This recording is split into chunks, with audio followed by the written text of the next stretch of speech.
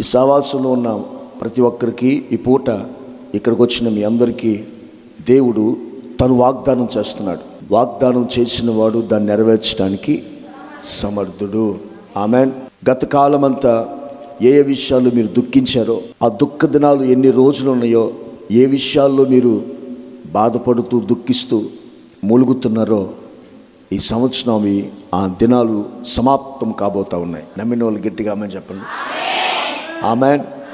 మీరు సాక్ష్యం చెప్పాలి. బైబిల్లో కొంతమంది దుఃఖాలకి ఆదరణ కలిగింది, ఓదార్పు కలిగింది. కొంతమంది దుఃఖాలకి ముగింపు బైబిల్లో కలిగింది. మన దుఃఖ దినాలు ఎలా సమాప్తం అయిపోతాయి? వాగ్దానం తీసుకోవడం ఈజీయే, కానీ దాన్ని స్వతంత్రించుకోవడమే కష్టం. 30 లక్షల మంది బయలుదేరారు వాగ్దానం పట్టుకొని. ఎక్కడ ఎంతమంది పోయారు? వాగ్దానాన్ని ఎంతమంది స్వతంత్రించుకున్నారు? అక్కడ బయలుదేరిన వాళ్ళు ఇద్దరే. యాకోబు ఫరో ఎదుట నిలబడ్డాడు. అప్పుడు యాకోబుని ఫరో అడుగుతాడు, నీ వయసు ఎంత? యాకోబుని ఫరో రాజు అడుగుతున్నాడు, నీ వయసు ఎంత అండి, మీ వయసు ఎంత అని యోసేపు తండ్రి యాకోబుని అడుగుతున్నప్పుడు ఆయన ఏం చెప్పాడంటే, ఆదికాండం 47వ అధ్యాయం 9వ వచనాన్ని చూడండి. యాకోబు, నేను యాత్ర చేసిన సంవత్సరాలు 130 సంవత్సరాలు, నేను జీవించిన సంవత్సరాలు అయితే కొంచెం ఉన్నాయి. అవి ఎలా ఉన్నాయి? దుఃఖ సహితంగా ఉన్నాయి అన్నాడు. చాలా మంది జీవిస్తున్నారనే పేరుంది. నేను జీవించిన సంవత్సరాలు ఇన్ని. వయసు ఎంత అంటే 100 సంవత్సరాలు బతికి ఏం ప్రయోజనం? 130 సంవత్సరాలు బతికి ఏం ప్రయోజనం? జీవిస్తున్నారు, కానీ ఎలా జీవిస్తున్నారంటే దుఃఖంతో జీవిస్తున్నారు. యాకోబు చెప్తున్నాడు, నేను జీవించిన సంవత్సరాలు దుఃఖమయంగా ఉన్నాయి, దుఃఖ సహితంగా ఉన్నాయి, కానీ నేను ఎప్పుడు ఆనందాన్ని పొందుకోలేదు అన్నాడు. అయితే యాకోబు కంటే దేవుడు మనల్ని ప్రేమించాడు. దేవునికి స్తోత్రం. నీ దుఃఖ దినాలు, హల్లెలూయా, మళ్ళీ చెప్పండి, నీ దుఃఖ దినములు, మన దుఃఖ దినాలన్నీ దేవుడు సమాప్తం చేయబోతా ఉన్నాడు. గట్టిగా ఆమె చెప్పండి. ఈ వాగ్దానం ఎవరికి కావాలో, ఏం చేయాలో చెప్తా. అది మీరు చేస్తే నిశ్చయముగా మీ దుఃఖం యేసు నామములో గతించిపోద్ది. ఈ రోజుతో, ఈ సంవత్సరంతో గతించిపోవాలి. ఎందుకంటే అబద్ధము ఆడటానికి చేతకాని దేవుడు మన దేవుడు. మాట ఇస్తే నెరవేర్చే శక్తి కలిగిన వాడు ఆయన. ఆమెన్. 1 సమూయేలు గ్రంథం 1వ అధ్యాయము 9-10 వచనాలు. మన దుఃఖ సంవత్సరాలు దినాలు సమాప్తం అవ్వాలంటే ఏం చేయాలో చెప్తాను వినండి.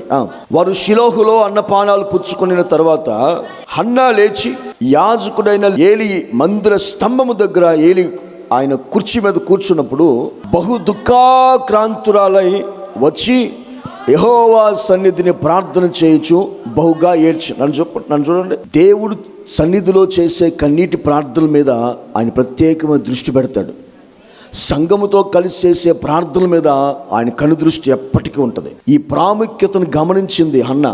ఇంట్లో కూర్చొని ప్రార్థన చేసుకోవచ్చుగా, ఎందుకు సంఘంలోకి వచ్చి, మందిరానికి వచ్చి, దేవుని సన్నిధిలోకి వచ్చి ప్రార్థన చేసింది, ఏడ్చింది అంటే ఆ ప్రాముఖ్యత ఏంటో హన్నాకు తెలుసు. Praise Lord. అందుకనే దేవుని మందిరంలోకి వచ్చి ప్రార్థన చేసింది. దాని హృదయాన్ని కృమ్మరిస్తూ మాట్లాడుతుంది. మన ఊపిరి ఉన్నంత వరకు ఈ క్రమాన్ని మనం తప్పిపోకూడదు. ఏం క్రమం? సంఘముతో కలిసి చేసే, మొన్న దొంగలు అని చెప్పే కదా. ఎవరాళ్ళు దొంగలు? ఎవరో దశమ భాగం ఎవరోడే కాదు, ఇంకొకడు ఎవడో మందిరంలో ప్రార్థన చేయనోడు. ఎవరో, నా మందిరం సమస్త జనులకు ప్రార్థన మందిరంగా పిలువబడుతుందని మీరు ఎలా చేశారు అంటే, ప్రార్థన చేయకపోతే మందిరంలో ఆడేమవుతాడు? అదేగా చెప్పింది మీకు పోయిన వారం. స్తోత్రం. ఇప్పుడు దొంగలు పరలోక రాజ్యానికి వెళ్తారా? ప్రకటన గ్రంథంలో దొంగలు ఎవరైనా రాయబడి ఉంది. దొంగలు పరలోక రాజ్యంలో ఉండరు. రాకడలో ఎత్తబడే గుంపులో ఎగిరే పుస్తకంలో కూడా ఎవరు కొట్టివేయబడుతున్నారు? జకర్యా గ్రంథంలో ఎగిరే పుస్తకంలో అప్రమాణికులు, దొంగలు కొట్టివేయబడుతున్నారు అనే విషయాన్ని నీకు పోయిన వారం చెప్పాను. మనం ఒక క్రమాన్ని తప్పిపోకూడదు. ఏంటి ఆ క్రమం అంటే, ఎంత కష్టమైనా, ఖర్చు అయినా, దూరమైనా, భారమైనా, వేదనైనా, వ్యాధైనా మందిరంతో కలిసి, మందిరంలో సంఘంతో కలిసి చేసే ప్రార్థన క్రమాన్ని మనం తప్పిపోకూడదు. గట్టిగా ఆమె చెప్పండి. మందిరానికి వచ్చి నీకు దుఃఖం కలిగిస్తున్న పరిస్థితులన్నీ దేవునికి చెప్పుకున్న తర్వాత నీ దుఃఖ దినాలు సమాప్తమవుతాయి. హన్నా బహు దుఃఖాక్రాంతురాలై వచ్చిందంట. ఎక్కడికి వచ్చింది? సంఘంలోకి వచ్చింది. భర్త అన్నాడు, ఎందుకు దుఃఖించి ఏడుస్తున్నావు? 10 మంది కుమారుల కంటే నేను విశేషమైన వాడిని కాదా అన్నాడు. ఎట్టిపోయినా భర్త కాపాడుతూ ఉన్నాడు అనుకోండి. ఇక ఆ స్త్రీకి దుఃఖం అంతకేముంటుంది. ఎందుకన్నా దుఃఖపడతావు? 10 మంది కుమారుల కంటే విశేషమైన వాడిని కాదు. మరి విశేషమైన వాడిని అయితే మరి ఎందుకు 2 పెళ్లి చేసుకున్నా? అది నా ప్రశ్న. అంటే ఇప్పుడు లేదులే ఆ సిస్టం. పెళ్ళిన్నాను ఎందుకు చేసుకున్నావు అని అడగొచ్చు ఆవిడ. అడిగితే ఆయన ఊరుకోడుగా. అందుకని లోపల పెట్టుకుంది. కానీ ఏమంటున్నాడు? 10 మంది కుమారుల కంటే నీవు విశేషమైన దానికి కావా అని రోజు చెప్తూ వచ్చాడట.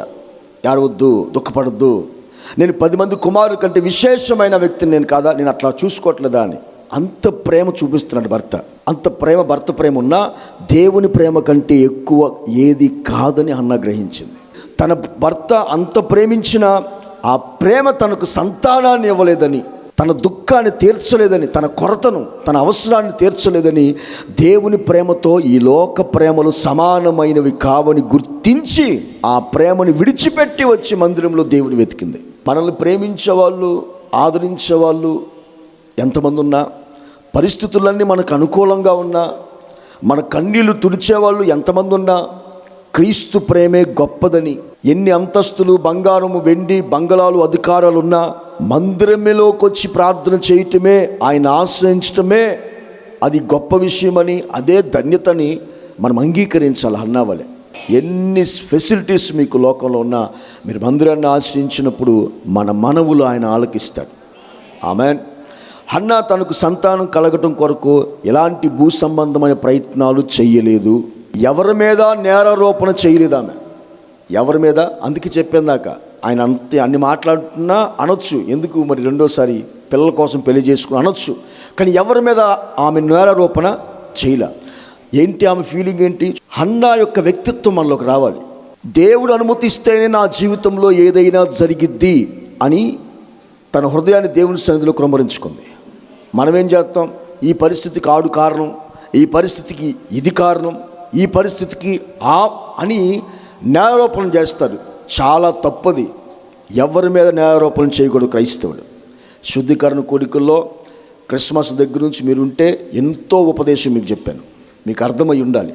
ఆమెన్. క్షమాపణ యొక్క అనుభవం గురించి పూర్తి సత్యం మీకు 31st నైట్ చెప్పాను నేను. ఏదైనా నా జీవితంలో జరిగిందంటే అది దేవుని అనుమతితో జరిగింది అనుకోవాలి మీరు. ఇప్పుడు మీ జీవితంలో జరుగుతుంది దేని వల్ల జరుగుతుంది చెప్పండి? దేవుని అనుమతితోనే. దేవుడు అనుమతిస్తేనే జరిగిద్ది అది ఒక క్రైస్తవుడికి. ఆమెన్. అందువల్ల దేవుని సన్నిధిలోకి వచ్చి ఆమె హృదయాన్ని క్రమరిస్తూ ఉంది.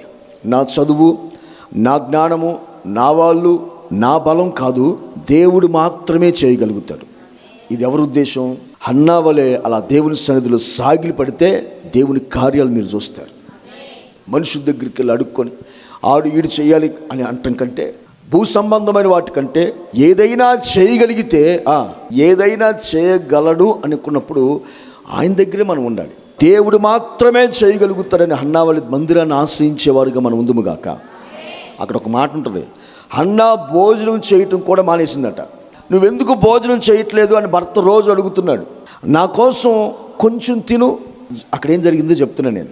ఎందుకు మానేసామని అడుగుతున్నాడు కదా, అంతటితో అయిపోయింది అది. అక్కడ ఏం జరిగి ఉంటుంది మీరు ఆలోచించండి. నా కోసం నిన్ను చూడలేకపోతున్నా, హల్లెలూయా, నా కోసం కొంచెం తిను, సాతానా నా వెనక్కి పోనాలని. నా కోసం కొంచెం తిను, అంత ఉపవాసం ఎందుకు, నువ్వెందుకు ఎంత అల్లాడిపోతున్నావు అని భర్త అడుగుతున్నా. నా కోసం కొంచెం తినమన్నా లోక ప్రేమకి ఆమె కథల. ఉపవాస ప్రార్థన, ప్రత్యేక కూడికలు, ఆదివారం ఆరాధన, ఒంటరిగా దేవునితో సన్నిధిలో గడపటము, సంఘం నియమిస్తున్న నియామక కాలాలు పాటించడం, ప్రార్థించడం, ఇవి నేర్చుకుందుము గాక. దుఃఖంలో ఉన్న ఆంతర్యం ఏంటంటే ఒకటి తన గొడ్రాలు అనే నింద. 2 ఒక పిల్లోడిని ఇవ్వమని అడిగింది ఆమె. ఎవరికి ఇవ్వమని అడగలా. పిల్లోడిని ఇస్తే నా వంశాన్ని పెంచుకుంటూ పోతాను నేను అని అనలేదు. అంటే పిల్లోడి ద్వారానే వంశం పెరిగిద్దా? పిల్ల ద్వారా పెరగదా? వంశోద్ధారకులు అబ్బాయిలేనా, అమ్మాయిలు కదా? అంటే మగపిల్లడు ఆ ఉద్దేశంతో అడిగిందా? కాదు. ఆమె దుఃఖానికి మరొక కారణం ఉంది. మందిరానికి వచ్చినప్పుడల్లా సేవ సరిగ్గా జరగట్లా. యాజకత్వం ఏలి తర్వాత ఏలి చస్తే ఏలి కుమారులు సరైన యాజకత్వ నియమాలను పాటించేవాడు ఎవడు లేడు ఇక్కడ. వ్యభిచారం చేస్తున్నారు వాళ్ళు, సొంత పాస్టర్ల కొడుకులు. ప్రార్థన మధ్యలో వస్తారు, వండిన దాన్ని ఇంకా వండుతుంటే మధ్యలోనే పచ్చి మాంసాన్ని ఆశించిన వాళ్ళు పచ్చి మాంసాన్ని వండకుండానే తినేసిన వాళ్ళు. ఒక దుఃఖం ఆమెకి శరీర సంబంధమైన దానికంటే ఆత్మ సంబంధంగా చాలా ఏడ్చింది. తన అంతరంగాన్ని మనం పరిశోధిస్తే, నాకు ఒక పిల్లోని ఇస్తే నీ యాజకుడిగా చేస్తానని చెప్పింది. చప్పలు కొట్టని గట్టిగాను. అంటే ఆమె శరీరంలో శరీర సంబంధంగా ఒక దుఃఖం ఉంది, గొడ్రాలు అని. కానీ ఆమె ఆ దుఃఖంలో నా గొడ్రాలతనం తీసేయండి అని అనవలేదు. ఆమె ఏమని ప్రార్థన చేసింది? మొదటి సమూయేలు 1:11 నీ సేవకురాలైన నాకు ఒక మగపిల్లను దయచేస్తే వాని తల మీదకి క్షౌరపు కత్తి అన్నట్టు, అంటే నాజీరు చేసి వాడు బ్రతుకు దినములన్నిట నేను వాని యెహోవాకు అప్పగింతునని మొక్కుబడి చేస్తున్నాను. చప్పలు కొట్టండి గట్టిగా. హల్లెలూయా. ఇది ఆకాశంలో ఉన్న దేవుడు చూస్తూ ఉన్నాడు. ఆమె దుఃఖంతో చేసే ప్రార్థన ఒకటి, నా గుడ్రాతనం తీసేయి. 2, షిలోహు మందిరంలో ఆత్మ సంబంధమైన కొరత ఉంది. నాకు ఒక కొరత ఉంది, నాకు ఒక అవసరం ఉంది. నాకేముంది? నాకు ఒక పిల్లోడు కావాలి, నాకు ఒక గర్భఫలం రావాలి. అయితే ఆత్మ సంబంధమైన మందిరంలో ఒక కొరత ఉంది. ఏంటది? సేవకుడు, సరైన సేవకుడు లేడు అనే ఉద్దేశంతో ఏడ్చింది ఆమె. ఎప్పుడైనా మీరు ఏడ్చారు అట్లాగా? ఉద్యోగం లేనదని ఏడుపుకు తప్ప, ఉద్యోగం ఇస్తే మందిరానికి ఇస్తానని ఏడుపు ఎప్పుడు నేర్చారా? మాకు మందిరం లేదని ఎప్పుడు నేర్చారు మీరు? పొద్దాక అది లేదు ఇది లేదని ఏడ్చే బ్యాచే. కానీ అరే మాకు మందిరంలో కొంత కొరత ఉంది, ఆ బాక్స్ లేదంట, ఆయన ఇబ్బంది పడుతున్నాడు, ఇది లేదంట, పరిచారకులు లేరంట అని ఇప్పుడు నేర్చారు మీరు? ఉద్యోగం వచ్చిందాక ఏడుతావు, సాక్ష్యం చెబుతావు, ఓ ప్రార్థన ఎట్టుకుంటావు, భోజనాలు పెడతావు, ఓ 10 ఏళ్ళు కానుక చేతిలో పెడతావు, ఇక అంతే. ఇది పెద్ద పొడిసేసేటీడు. అరే నీకు వచ్చే జీవితకాలం అంతా ఉద్యోగానికి నువ్వు చేసేదానికి సంబంధం లేదు అసలు. అందుక దేవుడు ఉద్యోగం ఇచ్చేది నీకు, అందుకే పిల్లలు ఇచ్చేది దేవుడు. పిల్లడు ఇస్తే ఏదేదో చేసేస్తాడు వీడు, చర్చి కూడా పిల్లడు. అందుకండి దేవుడు ఇచ్చాడు. అన్నా దుఃఖంలో అంతర్యం ఒకటి, నా గొడ్రాలు నా అవసరత తీరాలి, దానికంటే ముఖ్యంగా దేవుని అవసరత తీరాలి. మందిరంలో కొరత ఉంది. సేవలో ఎన్నో కొరతలు ఉంటాయి. ఎంత పెద్ద సేవకుడికైనా పరిచర్యలో ఇప్పుడు మనకే ఉందనుకోండి, మందిర స్థలం కావాలి. ఆమేన్. దానికోసం విస్తారంగా ప్రార్థన చేస్తూ ఉన్నాం, సకల ప్రయత్నాలు చేస్తూ ఉన్నాం, విచారంతో ఉన్నాం. సేవకులు కావాలి, కొన్ని చోట్ల ఇన్స్ట్రుమెంట్ వాయించే వాళ్ళు కావాలి, పరిచారకులు కావాలి. గట్టిగా ఆమేన్ చెప్పండి. ఎంతో కొరత కొంత మందిరంలో ఉంటుంది. మందిరం కోసము అన్న అడిగింది, ఇస్తే నీ మందిరానికి. ఆయన్ని మురిపించుకుంటా, ఆయన్ని చూసుకుంటా సంతోషపడాలనేది లేదు ఆమెకి. ఆమేన్. పాలు విడిచిన దినమందు వచ్చి మరలా నేను ఆయన చూడటానికి రాను, సంవత్సరానికి ఒక్కసారి వస్తాను కమిట్మెంట్ తీసుకుంది. సంవత్సరానికి ఒకసారి వచ్చి ఆయన చూసుకుని వెళ్ళిపోయేది. ఆడికి ఎట్లా నేర్పించిందంటే, అయ్యా ఇక నా బిడ్డవుగా నువ్వు బతకటానికి లేదు, లోకానుసారంగా బతకటం లేదు, ఇక నీకు ఏదైనా దేవుడి తర్వాత ఎవడు ఉన్నాడంటే ఏలి తప్ప ఇంకెవడు లేడు, మందిరం తప్ప వేరే దిక్కు లేదు నీకు. అడు చూడండి ఎంత బొడ్డుడండి. పాలు విడిచిన దినమందు రాగానే వెళ్ళి సాష్టాంగ పడిపోయి వందనాలు చెప్తాడు ఏలికి. అది ఎంత నేర్పించి ఉంటుంది? ఉగ్గుపాలతో నేర్పించి అంటారు చూసారా? మన వాళ్ళు ఉగ్గుపాలతో ఏం నేర్పిస్తారు? అడగరా మీ మామని, అడగరా పిల్లెత్తావా అని. ఆడికి అదంటే ఏందో తెలియదు. అంటే పిల్లలకి ఏం నేర్పిస్తారండి? ఆవిడ పాస్టర్ గారిని చూస్తే వందనాలు నేర్పిస్తారండి మీరు. అసలు అన్న ఎంత కమిట్మెంట్తో ఉంది చూసారా? భర్తను ఉంటాడు కదా, అప్పుడేదో ఆవేశంలో మొక్కుబడి చేస్తూ ఉంటావులే, కావాలంటే ఒక ₹1,00,000 ఇద్దాం, లేకపోతే మందుని కట్టిద్దాం, పిల్లల్ని ఎందుకెత్తాం అని అత్త ఆపుంటుంది, మామ ఆపుంటాడు, భర్త ఆపుంటారు, బంధువులు ఆపుంటారు, అమ్మ నాన్న ఆపుంటారు. రే నేను యెహోవాకు మొక్కుబడి చేశా, నా దేవుని మందిర కొరత తీరాలి. Praise Lord. నా మందిరపు సేవ, నా దేవుని సేవ, అందుకు ఏడ్చింది నేను ఆ రోజు. ఇదంతా ఎవరు చూస్తున్నారు? మన ప్రార్థనల ఉద్దేశం చూస్తాడు ఆయన. మన దుఃఖంలో దేవుణ్ణి అడుగుతున్న ఉద్దేశం ఆయన చూస్తాడు. ఏ పరిస్థితిలో ఉండి ప్రార్థన చేస్తున్నా, దేనికోసం ప్రార్థన చేస్తున్నా, మన దుఃఖం ఏంటి అనేది మనం చూసుకోవాలి. Praise Lord. మనం దుఃఖం వెనక ఉన్న త్యాగం ఏంటి అనేది ప్రభు చూస్తాడు. మన దుఃఖం వెనక ఉన్న త్యాగం, మన ప్రార్థన వెనక ఉన్న ఉద్దేశం ప్రభు చూస్తాడు. దేవుని మందిరం కోసం అనేది దేవుడు చూశాడు. అది అంతరంగిక ఉద్దేశం అన్నది అది. Praise Lord. స్పష్టంగా అక్కడ రాయబడి ఉంది. దేవుడికి ఆ మాట చెప్పింది ఆమె. సమూయేలు దేవుని సన్నిధిలో మహిమార్థంగా జీవించాడు, రాజులను అభిషేకించేవాడు అయ్యాడు. దాను మొదలుకొని బెర్షెబా వరకు ఒక ఘనత నొందిన ప్రవక్త. ఆయన్ని చూసి అనేకులు పరిశుద్ధులుగా మారారు. స్తోత్రం చెప్పండి. యాజకత్వపు సేవ సరిగా జరిగింది. మనం బైబిల్ పట్టుకుంటే దీన్ని బట్టి మనకు ఘనత రావటం కాదు, మనల్ని బట్టి బైబిల్కి ఘనత వచ్చేలాగా జీవించాలి. మనం ఏది అడిగినా ప్రభు మహిమ కొరకే అడగాలి, ప్రభు మహిమ కొరకే అడగాలి. ఆమెన్ చెప్పండి. అది ఉద్యోగమైనా, స్వస్థత అయినా మరి ఏదైనా, నీ దుఃఖము ఏదైనా సరే దాంట్లో స్వార్థం అనేది ఉండకూడదు. ఆమేన్. నీ ఘనత కోసం అనేది ఉండకూడదు. దేవునికి ఘనత తెచ్చేదిగా, దేవుని కొరత తీర్చేదిగా ఉంటే నీ కొరతలు కూడా ఆయన తీరుస్తాడు. తన దుఃఖానికి కారణం చెప్పండి. తనలో ఉన్న గుణం చూడండి. ఒకటేమో తన గొడ్రాలుతనం పోవాలి, తన అవసరం తీరబడాలి. రెండోదేమో దేవుని మందిర అవసరం తీరాలి. ఇది దేవుడు చూశాడు. ఒక ప్రత్యేకమైన గుణాన్ని మరొక దాన్ని దేవుడు చూశాడు. మీరు 14-15 వచనాలు చదవండి. ఏలి అంటాడు, ఆమె అట్లా ఏడుస్తుంటే, ఎంతవరకు నీవు మత్తురాలవై ఉందువు, ద్రాక్షారసమును నీ యొద్ద నుంచి తీసివేయమని చెప్పగా, హన్నా అది కాదు, నా ఏలినవాడ, నేను మనోదుఃఖము కలిగిన దాన్నై ఉన్నాను. నేను ద్రాక్షారసాన్ని మద్యమును అంటే పానము చేయలేదు, కానీ నా ఆత్మను యెహోవా సన్నిధిలో కృమ్మరిస్తున్నాను. నీ సేవకురాలైన నన్ను పనికిమాలిన దానిగా ఎంచొద్దు. ఏంటి ఆ గుణం తెలుసా అండి? దైవజనుని అర్థం చేసుకునే తత్వం. తాగినోళ్ళ కనపడుతున్నాను నేను నీకు, ఇక తాగిన సార్లు తీసి పక్కన పడి అంటున్నాడు. ఎవరు? అప్పుడు సన్నా చూడని లేచిందా? పాస్టర్ అయితే అయ్యో కానీ ఇటుబడి అట్లా మాట్లాడతామని లేచిందండి. మీరు అది నేర్చుకుందరు గాక. నా ఏలినవాడ, అబ్బా మాట చూడండి. ఏంటది? అయ్యా, దేవుని సన్నిధిలో ఉన్న నన్ను పనికిమాలిన దానికి హెంచొద్దయ్యా, అది కాదయ్యా అంది. సేవకును అర్థం చేసుకునే జీవితం ఒక విశ్వాసికి ఆశీర్వదించబడే జీవితం. అది సేవకును అర్థం చేసుకునే జీవితం అనేది చాలా ధన్యమైన జీవితం. అది మీరు బైబిల్లో కానీ లోకంలో కానీ ఎక్కడైనా చూసుకోండి. దైవజనుని గద్దింపుని సంతోషంగా తీసుకుంది. దైవజనుని మాట మీద ఆమెకి నమ్మకం ఉంది. ఏమన్నాడు తెలుసా? అలా మాట్లాడిన తర్వాత, అవునా సరే క్షేమంగా వెళ్ళు అన్నాడు. ఆ మాట నమ్మి వెళ్ళిపోయింది ఆవిడ.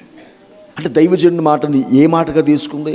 దైవజనుని అర్థం చేసుకొని ఆ దైవజనుని మాటే దేవుని మాటగా తీసుకొని ఇంటికి వెళితే, ఆ రోజు ఆమె మందిరంలో కన్నీటి ప్రార్థన చేయటం, మందిరంలో కొదువును చూసి దుఃఖంతో మగపిల్లోని అడగటం, దైవజనుని అర్థం చేసుకొని తన మాటను దేవుని మాటగా నమ్మి వెళ్ళటం దేవుడు చూసి ఆమెలోని వ్యక్తిత్వం, ఆలోచనలతో దేవుడు మురిసిపోయి ఉంటాడు పరలోకంలో. Praise lord. మురిసిపోయి ఏం చేశారో తెలుసా అండి? 18వ వచనం. ఆ స్త్రీ తన దారిని వెళ్ళిపోయి భోజనము చేయొచ్చు, ఆ రోజు నుంచి దుఃఖముఖముగా ఉండుట మానేను. కొడగడిగాను అంటే ఆ రోజు నుంచి ఆమె దుఃఖ దినాలు ఓదార్పిచ్చారా? అయిపోయింది, ఇంకా మానిపోయింది ఇక మొత్తం. మందిరంలో చేసిన కన్నీటి ప్రార్థన, ఆమేన్. మందిరంలో కొదువును చూసి మందిరంలో కొదువును తీర్చాలనే ఒక దుఃఖం, దైవజనుని అర్థం చేసుకొని తన మాటను దేవుని మాటగా తీసుకున్న ఆమె తత్వాన్ని మనం కలిగి ఉంటే, ఆ రోజు నుంచి మన దుఃఖాన్ని తీసివేయడానికి దేవుడు సమర్థుడు. అంటే ఆ రోజు అన్ని సంవత్సరాల నుంచి, ఎన్నో సంవత్సరాలు పెళ్ళైన దగ్గర నుంచి పడుతున్న దుఃఖ దినాలన్నీ ఆ రోజుతో ఏమైపోయినండి? సమాప్తమైపోయింది. ఆమె చెప్పండి. హన్నాని దేవుడు జ్ఞాపకం చేసుకొని సమూయేలుని ఇచ్చాడు. హల్లెలూయా. ఒక్కరోజు మందిరంలో ఆమె ప్రార్థన చేస్తే సమూయేలు తన కొడుకు జీవితకాలం అంతా మందిరంలో పరిచయం చేశాడు. Praise Lord. మందిరంలో హృదయముతో తన ఆత్మను కృమ్మరించి చేసిన ప్రార్థన ఫలితము తన తర్వాత అనేకులు దేవుని క్రొత్త ఆత్మలు సమూయేలు ద్వారా మందిరానికి చేర్చబడ్డాయి. మనము నిస్వార్థంగా చేసే ప్రార్థనలు నశించిపోయే ఆత్మలను కూడా తీసుకొస్తే దేవుని సన్నిధికి, హన్నా వలె మన వ్యక్తిత్వం ఉండునుగాక. నిన్న నేడు రేపు మారని దేవుడు మారని కార్యాలు చేస్తాడు, మారని స్థితిగతులే చూస్తాడు. మనం కల్చర్ మారిపోయింది అంటాం, కానీ మనం బైబిల్ కల్చర్లో ఉండాలా. ఏ కల్చర్లో ఉండాలా? ఏ కల్చర్ అండి? ట్రెండ్ మారిందంటే మనం బైబిల్ ట్రెండ్లో ఉండాలా. బైబిల్లో ఏం జరిగింది, ఎందుకు జరిగిందంటే మనకి బుద్ధి కలగటానికి. ఏంటట? వారి వలె చేస్తే ఏం జరిగిద్దో, వారి వలె చేయకపోతే ఏం జరిగిద్దో అవి దృష్టాంతాలుగా ఆ రోజు సంభవించి యుగాంతమందు మనకి బుద్ధి చెప్పటానికి రాయబడ్డాయని రాయబడింది. కనుక హన్నా వలె మన తత్వాన్ని మార్చుకుందాముగాక. ఒకటి అడగండి, అది మందిరంలో కొరత కోసం అడగండి, నీ కొరతను దేవుడు తీరుస్తాడు. దైవజనుని మాట దేవుని మాటగా తీసుకోవడం నేర్చుకోండి. 2 రూతు గ్రంథం 1వ అధ్యాయం 19వ వచనం. వారు బెత్లెహేములకు వచ్చినప్పుడు మోయాబు నుంచి నయోమి, రూతు బెత్లెహేముకు వచ్చినప్పుడు ఆ ఊరి వారందరూ వారి యొద్దకు గుంపుగా వచ్చి, అరే ఆమె నయోమి కదా అని అనుకుంటుండగా ఆమె ఏమంది, సర్వశక్తుడు నాకు చాలా దుఃఖము కలుగు చేస్తుంది కనుక ఇక నన్ను నయోమి అనబాకండి. మరి ఏమనాలమ్మా? నిన్ను మారా అంటారు, నయోమి అంటారు, పక్కనెట్టు అసలు నువ్వు మధ్యలో ఏమన్నావు? ఎవరమ్మా దుఃఖం కలుగు చేసింది నీకో? దుఃఖం కలుగు చేసింది దేవుడా? చెప్పండి, మీరు చెప్పండి. 4 గింజలు లేవని అందరూ ఎందుకు దేవుడు మమ్మల్ని దర్శించలేదని మందిరంలో పడి ఎడుతుంటే ఈవిడేదో పెద్ద పొడిచేద్దామని అందరిని భర్తని కొడుకులను తీసుకుని మోయాగు పోయింది. ఎవరో? నువ్వు కదా పోయింది. నీ జీవితం దుఃఖానికి ఎవరు కారణం? ఇప్పుడు మనం ఎవరో ఒకరి మీద నెట్టేసి మనం జాలి కొనాలి. అక్కడ ఏంటది? అందరూ వచ్చి అరే, ఎందుకంటే పాపం నయోమి చాలా ఫేమస్ అక్కడ. స్తోత్రం చెప్పండి. ఒక్కసారి కనపడితే నయోమిలాగుంది. అన్ని సంవత్సరాల తర్వాత కూడా మొత్తం గుంపు కూడి పనులకి వెళ్ళే వాళ్ళు అందరూ వచ్చారు, నయోమిలాగుంది అనగానే వేసేసింది ఒక బిస్కెట్ అక్కడ ప్లేటు. ఏంటది అంటే ఇప్పుడు అడుగుతారు కదా, ఏడి నీ భర్త, ఏడి నీ కొడుకేడి, అసలు ఎడిగిపోయావు అని అడుగుతారు కదా. వీటన్నిటికీ ఒకే సమాధానం చెప్పింది. ఏంటది? సర్వశక్తుడు. ఏంటట అక్కడ వచనంలో ఏమంటో తెలుసా? రూతు ఆమెతో ఉందని ఉంది అక్కడ. ఆట చూస్తుంది. ఇదేంటి ఇక్కడికి రాగానే కొంచెం తేడాగా ఉంది. ఇవిడే ఎవరు? నయోమికి దుఃఖ దినాలట.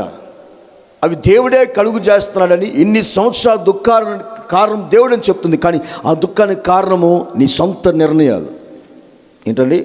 దైవ చిత్తము లేకుండా తీసుకునే ప్రతి నిర్ణయం దుఃఖానికి కారణమైతే ఆ దుఃఖాన్ని ఎవడు తీసేయలేడు. అర్థమవుతున్న వాళ్ళు గట్టిగా స్తోత్రం చెప్పండి, 2 చేతులు ఎత్తి. హల్లెలూయా. రూతుకి కన్నీడు దినాలు. నయోమి చేసుకున్న దానికి దుఃఖం కలిగింది. ఇప్పుడు వచ్చి చక్కగా బెత్లెహేముకి వచ్చింది. ఆలోలు ఉన్నారు, అందరూ పలకరిస్తున్నారు, ఆదరిస్తూ ఉన్నారు. కానీ అసలైన దుఃఖం ఎవరికంటే రూతుకి. ఎందుకు తెలుసండి? యవ్వనంలో భర్త చచ్చిపోయాడు. జాగ్రత్తగా మీరు వినాలి. Praise lord.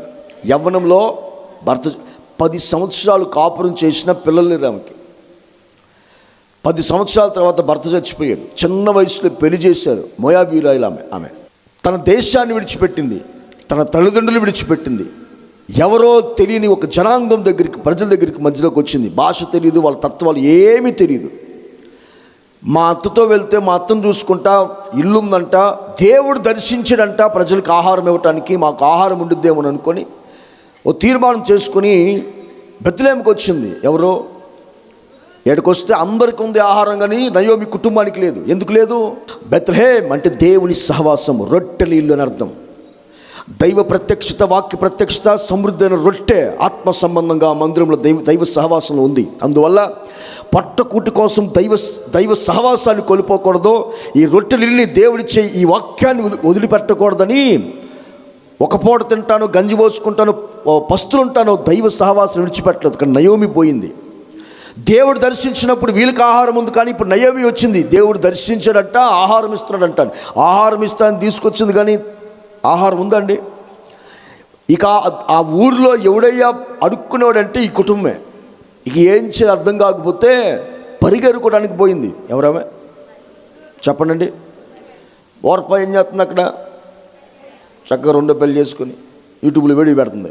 అది చూసి రూతుకి ఎట్లా ఉంటుంది? రూతుకి ఎలా ఉంటుంది? కడుపు పండిపోతూ ఉంటుంది, దుఃఖం ఉంటుంది, అర్రే అదే అని. కానీ జాగ్రత్తగా నా మాటలునండి. ఇక్కడికి వస్తే 4 గింజలు తినడానికి లేవు, తన దారి చూసుకోవచ్చు. అలా చేయకుండా ఆమె అత్త కోసం దేవుని ప్రజల యొక్క సహవాసం విలువ ఆమెకు తెలుసు. రెండోది, అత్త కాదు రూతుకి, అత్త మాత్రమే కాదు, ఆత్మీయ తల్లి కూడా. తన దేవుళ్ళు నడిపించి బలపరిచింది కూడా ఎవరు తెలుసా? నయోమి. మీకు అర్థమవుతుందా? అలాంటి ఆమెని ఒక అత్తగా, ఒక ఆత్మీయ తల్లిగా దేవుళ్ళు బలపరుస్తున్న ఆమెను విడిచిపెడితే నా భక్తి జీవితంలో నేను ఎదగలేను అనుకొని ఆమె అత్తతో ఒక తీర్మానం చేసింది. వెళ్ళిపో అని అత్త చెప్పినా, నీ జనమే, నీ దేవుడే, నువ్వేం తింటావో, నువ్వెక్కడ ఉంటావో అట్ట కుదురుద్దండి. నువ్వు ముసలిదాన్ని, నేను కుర్రదాన్ని, నీకు నాకు అట్ట సెట్ అయ్యింది చెప్పు. పెళ్ళైన వాళ్ళు అడగని చెప్తారు, నాకు మీ అమ్మ పట్ల ఏదో కాపురం పెట్టో. ఏంటంటే ఆమె ఏమో అట్టు ఉంటుంది, పక్కన వాళ్ళు జీవితం ఉంటారు కదా. నేనేమో ఇట్టు ఉంటుంది, ఆమె తిండి వేరు. అబ్బా, అసలు ఆ తీర్మానం అండి భలే ఉంటుంది అక్కడ.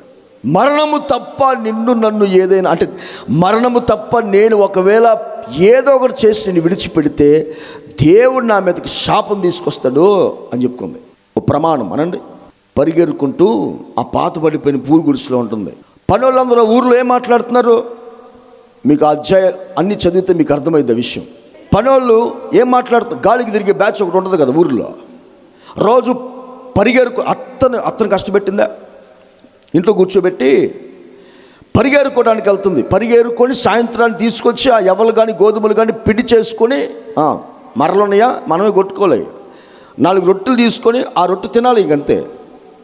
ఇంకదే ఆమె పని, ఇంకా వేరే నిరీక్షణ ఆమెకు లేదు.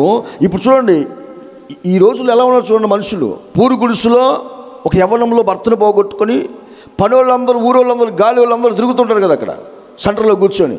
అలా సెంటర్లో వెళ్తుంటే ఎంత ఆశ చూపించి ఉంటుంది లోకం. ఎవరికి? డబ్బులు లేవని, ఉద్యోగం లేదని, అర్థమవుతుందండి, భర్త లేడని, ఏదైనా చేస్తే అడిగేవాళ్ళు లేడని ఎన్ని కామెంట్లు చేస్తుంటారో. అలా వెళ్తున్నప్పుడు వస్తున్నప్పుడు మాట్లాడితే అత్తకు చెప్తే బాధపడిద్దేమో, ఏమి చేస్తుందో తెలియదు, అత్తకు చెప్పుకోలేదు, రోజు ఏడ్చుకుంటూ పరిగెరేది. స్తోత్రం చెప్పండి. ఈ పరిగెరేటప్పుడు కూడా ఆమె పనోళ్ళు ఏం అనకపోతే, ఎందుకు పనోళ్ళతో కలవలేదు ఆమె, ఏం అనకపోతే మధ్యాహ్నటప్పుడు అందరూ కలిసి భోజనం చేస్తుంటే ఆమె ఎందుకు అక్కడికి వెళ్ళి భోజనం చేయకుండా పక్కన కొంచెం నీళ్లు తాగి ఆమె మీద రొట్టె ముక్క తిని మరలా పని చేసుకుంటుంది. ఎంత బాధ అనుభవించి ఉంటుంది రూతు. అర్థమవుతున్న వాళ్ళు గట్టిగా స్తోత్రం చెప్పండి, 2 చేతులు ఎత్తి చెప్పండి హల్లెలూయా. చూడండి ఈ రోజుల్లో ఎవడు వెంటబడతారనే భయం, ఇష్టం వచ్చినట్లుగా ఏదో తెలియని మాటలు మాట్లాడుతున్నప్పుడు, పొలంలో మనుషులు నిందిస్తున్నప్పుడు, ఎండకి ఎండిపోయి కాస్త రెస్ట్ తీసుకుందాం అనుకునే టైంలో ఎక్కడ కూర్చోవాలో అర్థం కాకుండా, ఒకవేళ నాకు అత్తమ్మకు చాలదు ఈ పరిగా అనుకొని సాయంత్రానికి వెళ్తే 4 రొట్టె ముక్కలు నాకు సరిపోదు, అత్తమ్మకి 2 సరిపోదని మళ్ళీ ఎండపోట అందరూ రెస్ట్ తీసుకుంటుంటే ఆమె మరలా పరిగెట్టుకుంటుందంట. బైబిల్ రాయబడింది, గొప్పవారినేమి కొద్దివారినేమి ఆమె వెంబడించలేదంట. ఏ యవనస్తుని కానీ ఆస్తి పనులోని కానీ ఎవరైనా సరే తన జీవితంలో ఆ టైంలో ఎవడు ఎట్టబోయినా కానీ ఎవడు పట్టించుకునే ఆ కాలం అది. పెళ్లి చేసుకున్న ఆ టైంలో తప్పు లేని కాలం అది. కానీ కొద్దివారినేమి గొప్పవారినేమి వెంబడించలేదు. అందరూ ఆమె క్యారెక్టర్ని చూస్తున్నారు. ఎవరో బెత్లెహేం అంతా కూడా ఒక వ్యక్తి గురించి మాట్లాడుకుంటుంది. పరిగెరుకునే అమ్మాయి ఆమె, భర్త చచ్చిపోయిన అమ్మాయి. ఆ వయసులో ఏ ఆడపిల్లకి కొంచెమైనా సంతోషం ఉంటుంది, ఏ స్థాయిలో ఉన్న వ్యక్తికైనా. కానీ రూత్కి లేదు. ఆ వయసులో ఏ సంతోషం ఎరగలేదు. పురుషుడు కనిపిస్తే తల వంచుకొని వెళ్తుంది. కామెంట్ చేస్తూ ఉన్నారు ఎవరు? బెత్లెహేంలో కుర్రోళ్ళు. ఇక భర్త లేడని తెలుసు, ఆ ఇంట్లో మగవాళ్ళు లేడని తెలుసు, యవనంలో ఉందని తెలుసు. ఎవరితో సరదాలుగా జోక్స్ వేయలేదు ఆమె. కనీసం కూర్చొని ఒక మగవాడితో మాట్లాడినట్టు బైబిల్లో చూపించు నాకు అక్కడ. దీన్ని పరిశుద్ధత అంటారు. ఈ రోజుల్లో క్రైస్తవ్యం చూడండి, నేను చెప్తా వినండి. ఎందుకు నీకు మగవాళ్ళతో, నీకు ఎందుకు ఆడపిల్లలకి? చర్చికి వచ్చి కూడా భోజనం ఏర్పాటు చేస్తున్నాం అనుకోండి, ఆడవాళ్ళు కూర్చొని తినరు, వెళ్ళిపోయి మగపిల్లలు ఆడపిల్లలు ఎందుకు నీకు అంత పరిశుద్ధత అంటే నేను చెప్తానండి. అసలు మగవాళ్ళని ఆడవాళ్ళని టచ్ చేయింది పరిశుద్ధత. ఏ కారణం చేత కూడా టచ్ చేయకూడదు. ఆకాశమందున్న దేవుడు బెత్లెహేములో పరిగెరుకుంటున్న ఒక వ్యక్తిని చూస్తూ ఉన్నాడు దేవుడు. Praise the lord. ఆడవాళ్ళు ఫ్రెండ్స్ ఉంటారు, దానియేలుకి ఫ్రెండ్స్ ఉన్నారు. చెప్పండి, దానియేలుకి ఫ్రెండ్స్ ఎవరు? దానియేలుకి ఆడవాళ్ళు ఉన్నారు, ఫ్రెండ్స్ మగవాళ్ళు ఉన్నారు. మరి నీకేం బుద్ధిరా, నీకేం పోయే కాలం రా. ఆడవాళ్ళు ఫ్రెండ్స్ ఉంటారు, మగవాళ్ళకి అసలు ఆపోజిట్ జెండర్ అనగానే ఆటోమేటిక్గా అట్రాక్షన్ ఉంటుంది ఎంతో కొంత. అది ఏ వరుస అయినా సరే. మీ దుఃఖ దినాలు సమాప్తం అంటే చేయండి, లేకపోతే మీ బతుకు మీరే. గట్టిగా చెప్పండి, గట్టిగా చెప్పండి. మగవాళ్ళు ఆడవాళ్ళు తాకాల్సిన అవసరం లేదు, ముట్టుకోవాల్సిన అవసరమో లేదు. దుఃఖమే చివరికి మిగిలిద్ది. ప్రసంగ గ్రంథం 7వ అధ్యాయము 26లో ఒక మాట అంటాడు ఈయన. అమ్మా అందరు బైబిల్ తీసి చదవండి ఒకసారి. అదే మరణము కంటే ఏంటమ్మది ఎక్కువ దుఃఖం, మరణం కంటే ఎక్కువ దుఃఖము కలిగించింది ఒకదాన్ని కనిపెట్టాడు సొలొమోను. చివరికి వలల వంటిది, ఉర్లు వంటి మనస్సు, బంధకములు వంటి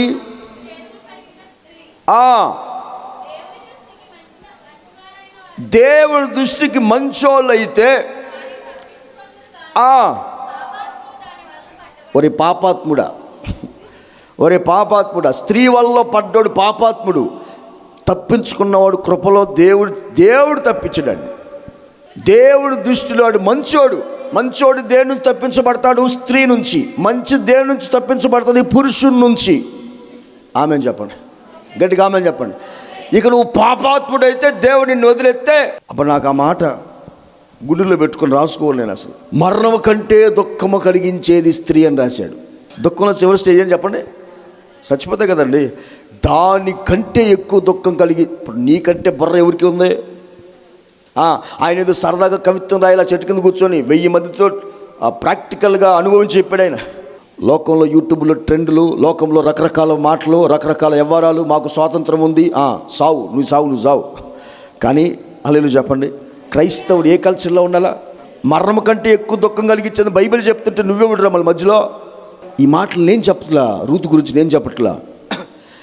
ఈ మాటలన్నీ చుట్టూ తిరిగి తిరిగి తిరిగి తిరిగి బోయాజ్ దగ్గరికి వచ్చినాయి. ఎవరి దగ్గరికి? బోయాజ్ ఏమన్నాడు తెలుసు? రూతు దగ్గరికి వచ్చి, రూతు గ్రంథం 2వ అధ్యాయం 10వ వచనం చదవండి. అసలు ఆమె గురించి మొత్తం తెలిసిపోయింది. దాన్ని సాక్షి జీవితం అంటారు. ఆయన పెద్ద ఆసామి, కోటీశ్వరుడు. ఆమె పొలంలో పరిగెరుకుంటా ఉంది. ఆ రోజు ఈమెకి ఎవరో చెప్పారు. చెప్తే బోయాజు యవనస్తుడు, మంచి అందగాడు, మంచి ఆస్తిపరుడు. అర్థమవుతుందండి? ఆ పొలాలన్నీ ఆయనయే. ఆయన రాగానే అందరూ లేచి స్ట్రిక్ట్గా ఉన్నారు. మెల్లిగా రూతు దగ్గర రాగానే తలెత్తుకుందా, తల దించుకుందా? మా ఆడల్లో తల వంచుకొని ఒక మాట అంటుంది. అక్కడ కొన్ని నా గురించి ఏం తెలుసండి మీకు? పరదేశులైన నా యందు అంటే కొంచెం అక్కడ కనికరం చూపిస్తుంటే, పరదేశిని కదా నేను, మీ జనానికి కాదు కదా నేను. ఏమి తెలిసి నాకు నా మీద ఇంత కాన్సన్ట్రేషన్గా చేసి నాకు కనికరం చూపిస్తున్నావు అడిగితే, అప్పుడు బోయాజ్ అంటాడు, చెప్పండి ఏంటండి? అసలు రూతు ఎవరో తెలియదు. రూతు మొక్కని ఫస్ట్ టైం చూస్తున్నాడు ఆయన. రూతు గురించి తెలిసింది ఆయనకి, రూతు గురించి విన్నాడు, కానీ రూతు ఎలా ఉంటుందో తెలీదు. నీ పెనిమిటి మరణమైన తర్వాత నీవు నీ అత్తకు చేసినదంతా నాకు తెలిసింది. నీ తల్లిదండ్రులను, నీ జన్మభూమిని విడిచి ఇంతకుముందు ఎరుగని జనం దగ్గరికి వచ్చావు. స్తోత్రం. ఇంకొక చోట ఉంటుంది, కొద్దివారినేమి, ఆ మాట చదవండి, కొద్దివారినే కానీ గొప్ప వారినేమి కానీ యవ్వనస్తులను రాసుకోవాలండి. అసలు ఆ మాటలు నువ్వు వెంబడించక, అబ్బా అబ్బా అబ్బా అబ్బా అసలు ఆ మాటలు ఎట్లా ఉంటాయి చూడండి. అసలు భర్త ఉన్నప్పుడు ఉండే ప్రవర్తన కంటే ఇప్పుడు నీ ప్రవర్తన ఇంకా పవిత్రంగా. చప్పలు కొట్టని గడిగాను. హల్లెలూయా. యవనస్తుల్ని, కొద్దివారిని, గొప్పవారిని ఎవరిని నువ్వు వెంబడించకుండా పరిశుద్ధంగా జీవిస్తున్నావు. ఎవరు చూస్తారు అట్లా ఉంటే? దేవుడు చూస్తాడు. నువ్వు పరిగెరుకునే దానివైనా, పరదేశివైనా, పరదేశిగా వేరే దేశం నుంచి వచ్చిన వ్యక్తికి లోకల్లో ఎటువంటి ఘనత, యూదురాలు కాదు కదా, అసలు యూదులకి వేరే వాళ్ళంటే నచ్చదు, యూదురాలు కాదు కదా, ఆమె వేరుగా చూస్తూ ఉన్నారు. ఈ కన్నీళ్ళన్నీ కూడా ఆ పరిగెరుకుంటున్నప్పుడు అలాగా రూతు పరిగెరుకుని వెళ్ళే పొలంలో ఆ బోయాజు, ఇవన్నీ బోయాజు కదా తెలుసు చెప్పండి. బోయాజు దగ్గరికి వెళ్ళిపోయినాయి అంటే ఇవన్నీ లోకం మొత్తం, ఊరు మొత్తం మాట్లాడుకుంటూ ఉంది. స్తోత్రం. బోయాజు వచ్చి ఆమె రూత్ అని తెలుసుకొని వచ్చి, యెహోవా రెక్కల నీడలో నువ్వు సురక్షితంగా ఉండినట్లు వచ్చావు. హల్లెలూయా. నీ తల్లిదండ్రుల్ని, జన్మభూమిని విడిచి వచ్చావు కనుక దేవుడు నీకు బహుమానం ఇస్తానని చెప్పాడు. నీ క్యారెక్టర్ బాగుంది కనుక దేవుడు నీకు బహుమానం ఇస్తాడు. దేవుడి చేత నువ్వు దీవించబడతావు, ఎందుకంటే నీ క్యారెక్టర్ బాగుంది కనుక. గట్టిగా ఆమెన్ చెప్పండి, ఆమెన్ చెప్పండి. ఇప్పుడు అందరూ మనల్ని కంట్రోల్ చేయడానికి భర్త ఉండి, బయటికి రా, ఎందుకు వెళ్తున్నాం గడప దగ్గరికి, భర్త కంట్రోల్ చేసి, అత్త కంట్రోల్ చేసి, మామ కంట్రోల్ చేసి, తల్లిదండ్రులు కంట్రోల్ చేసి, సొంత భూమిలో అట్టుంటాం బాగుంటుంది. ఇక భర్త పోయి ఎవడే లేకపోతే ఎట్టి చిందులేసిన ఎవడే మాట్లాడతాడు. కానీ బోయాజు అంటున్నాడు, మునుపటి సత్ప్రవర్తన కంటే ఇప్పుడు ప్రవర్తన మరి ఎక్కువైన పరిశుద్ధతలోకి వెళ్ళింది కనుక దేవుడు నీకు బహుమానం ఇస్తాడని చెప్పాడు. స్తోత్రం కలుగును గాక. గట్టిగా ఆమెన్ చెప్పండి. ఒక కొత్త వ్యక్తి మనకు కనిపించడు అనుకోండి, ఎవరైనా సంఘంలో అయినా సరే, బయట అయినా సరే, లేదా ఒక కొత్త వ్యక్తిని మనం కలిసినప్పుడు మన ఆలోచన ఆత్మ సంబంధంగా ఉండాలి. ఆత్మ సంబంధమైన ఆలోచనే ఆలోచించాడు ఎవరైనా. బోయాజు ఆమెను చూసిన ఫస్ట్ టైము మాట్లాడుతున్న మాటలు ఎంత ఆత్మీయంగా ఉన్నాయి చూడండి. ఒక వ్యక్తిలో దైవత్వం ఉంది అని ఎలా చెప్తా తెలుసా? ఒక వ్యక్తిలో దైవత్వం ఉంది తనలో అని ఎలా చెప్తారంటే, అతను మాట్లాడిన మాటలు కానీ ఆలోచనలు కానీ శరీర సంబంధంగా ఉండవు. ఎలా ఉంటాయి? Praise lord. బాగా డబ్బు ఉన్నాడు అనుకో, వీడు అప్పు ఇస్తాడేమో, ఇది కొంచెం మాట్లాడుకుందాం, అర్థమవుతుంది మీకు. అందంగా ఉంటే కొంచెం పరిచయం చేసుకుందాం, ఇటనా. శరీర సంబంధమైన ఆలోచన ఉండకూడదు, నేర్చుకోవాలి అక్కడ మనం. స్తోత్రం. ఆత్మ సంబంధమైన ఆలోచనతో మాట్లాడాలి. ఎవరైనా మందిరానికి కొత్తగా లేదా ప్రార్థనకు కొత్తగా వస్తే, వాళ్ళు పేదలైనా ధనికులైనా ఎవరు ఏ స్థితిలో ఏ కులమైనా కానీ వారిని చూసినప్పుడు నువ్వు ఆత్మ సంబంధంగా 2 మాటలు వాళ్ళకి చెప్పగలగాల. వాళ్ళకి అవి మేలు కలుగు చేస్తాయి. ఒకరు తాగుబోతే వచ్చి కలిసి అనుకుందాం, 2 నిమిషాలు ఆ వ్యక్తితో మాట్లాడటానికి సమయాన్ని ఇవ్వండి కొత్త వారికి. స్తోత్రం. ఇచ్చి, ఎందుకయ్యా నీ జీవితాన్ని నువ్వు పాడు చేసుకుంటావు, యేసయ్య నమ్ముకో, ఆయన నీ జీవితాన్ని మారుస్తాడు అని 2 మాటలు ఆమేన్ ఆ వ్యక్తికి మేలు చేస్తాయి. ఆమేన్. అన్ని కష్టాల్లో ఉన్నవాడికి ఏం చేసిందో, ఏ నేరం చేసిందో, భర్త చచ్చాడు అంటే, ఏ శాపమో, వాళ్ళు ఏముందో వాళ్ళ కుటుంబంలో అనొచ్చా? అంత దుఃఖంలో ఉన్న ఆమెకి ఆదరణ మాట ఆత్మ సంబంధంగా చెప్పాడు. ఎలాగా? దేవుడు నిన్ను ఆశీర్వదిస్తాడు, దేవుడు నీకు బహుమానం ఇస్తాడు. మందిరానికండి చాలామంది అంటారు, ఏదో ఆశించి వస్తారు మనుషులని లోకంలో చెప్పుకున్నారు. ఏమని?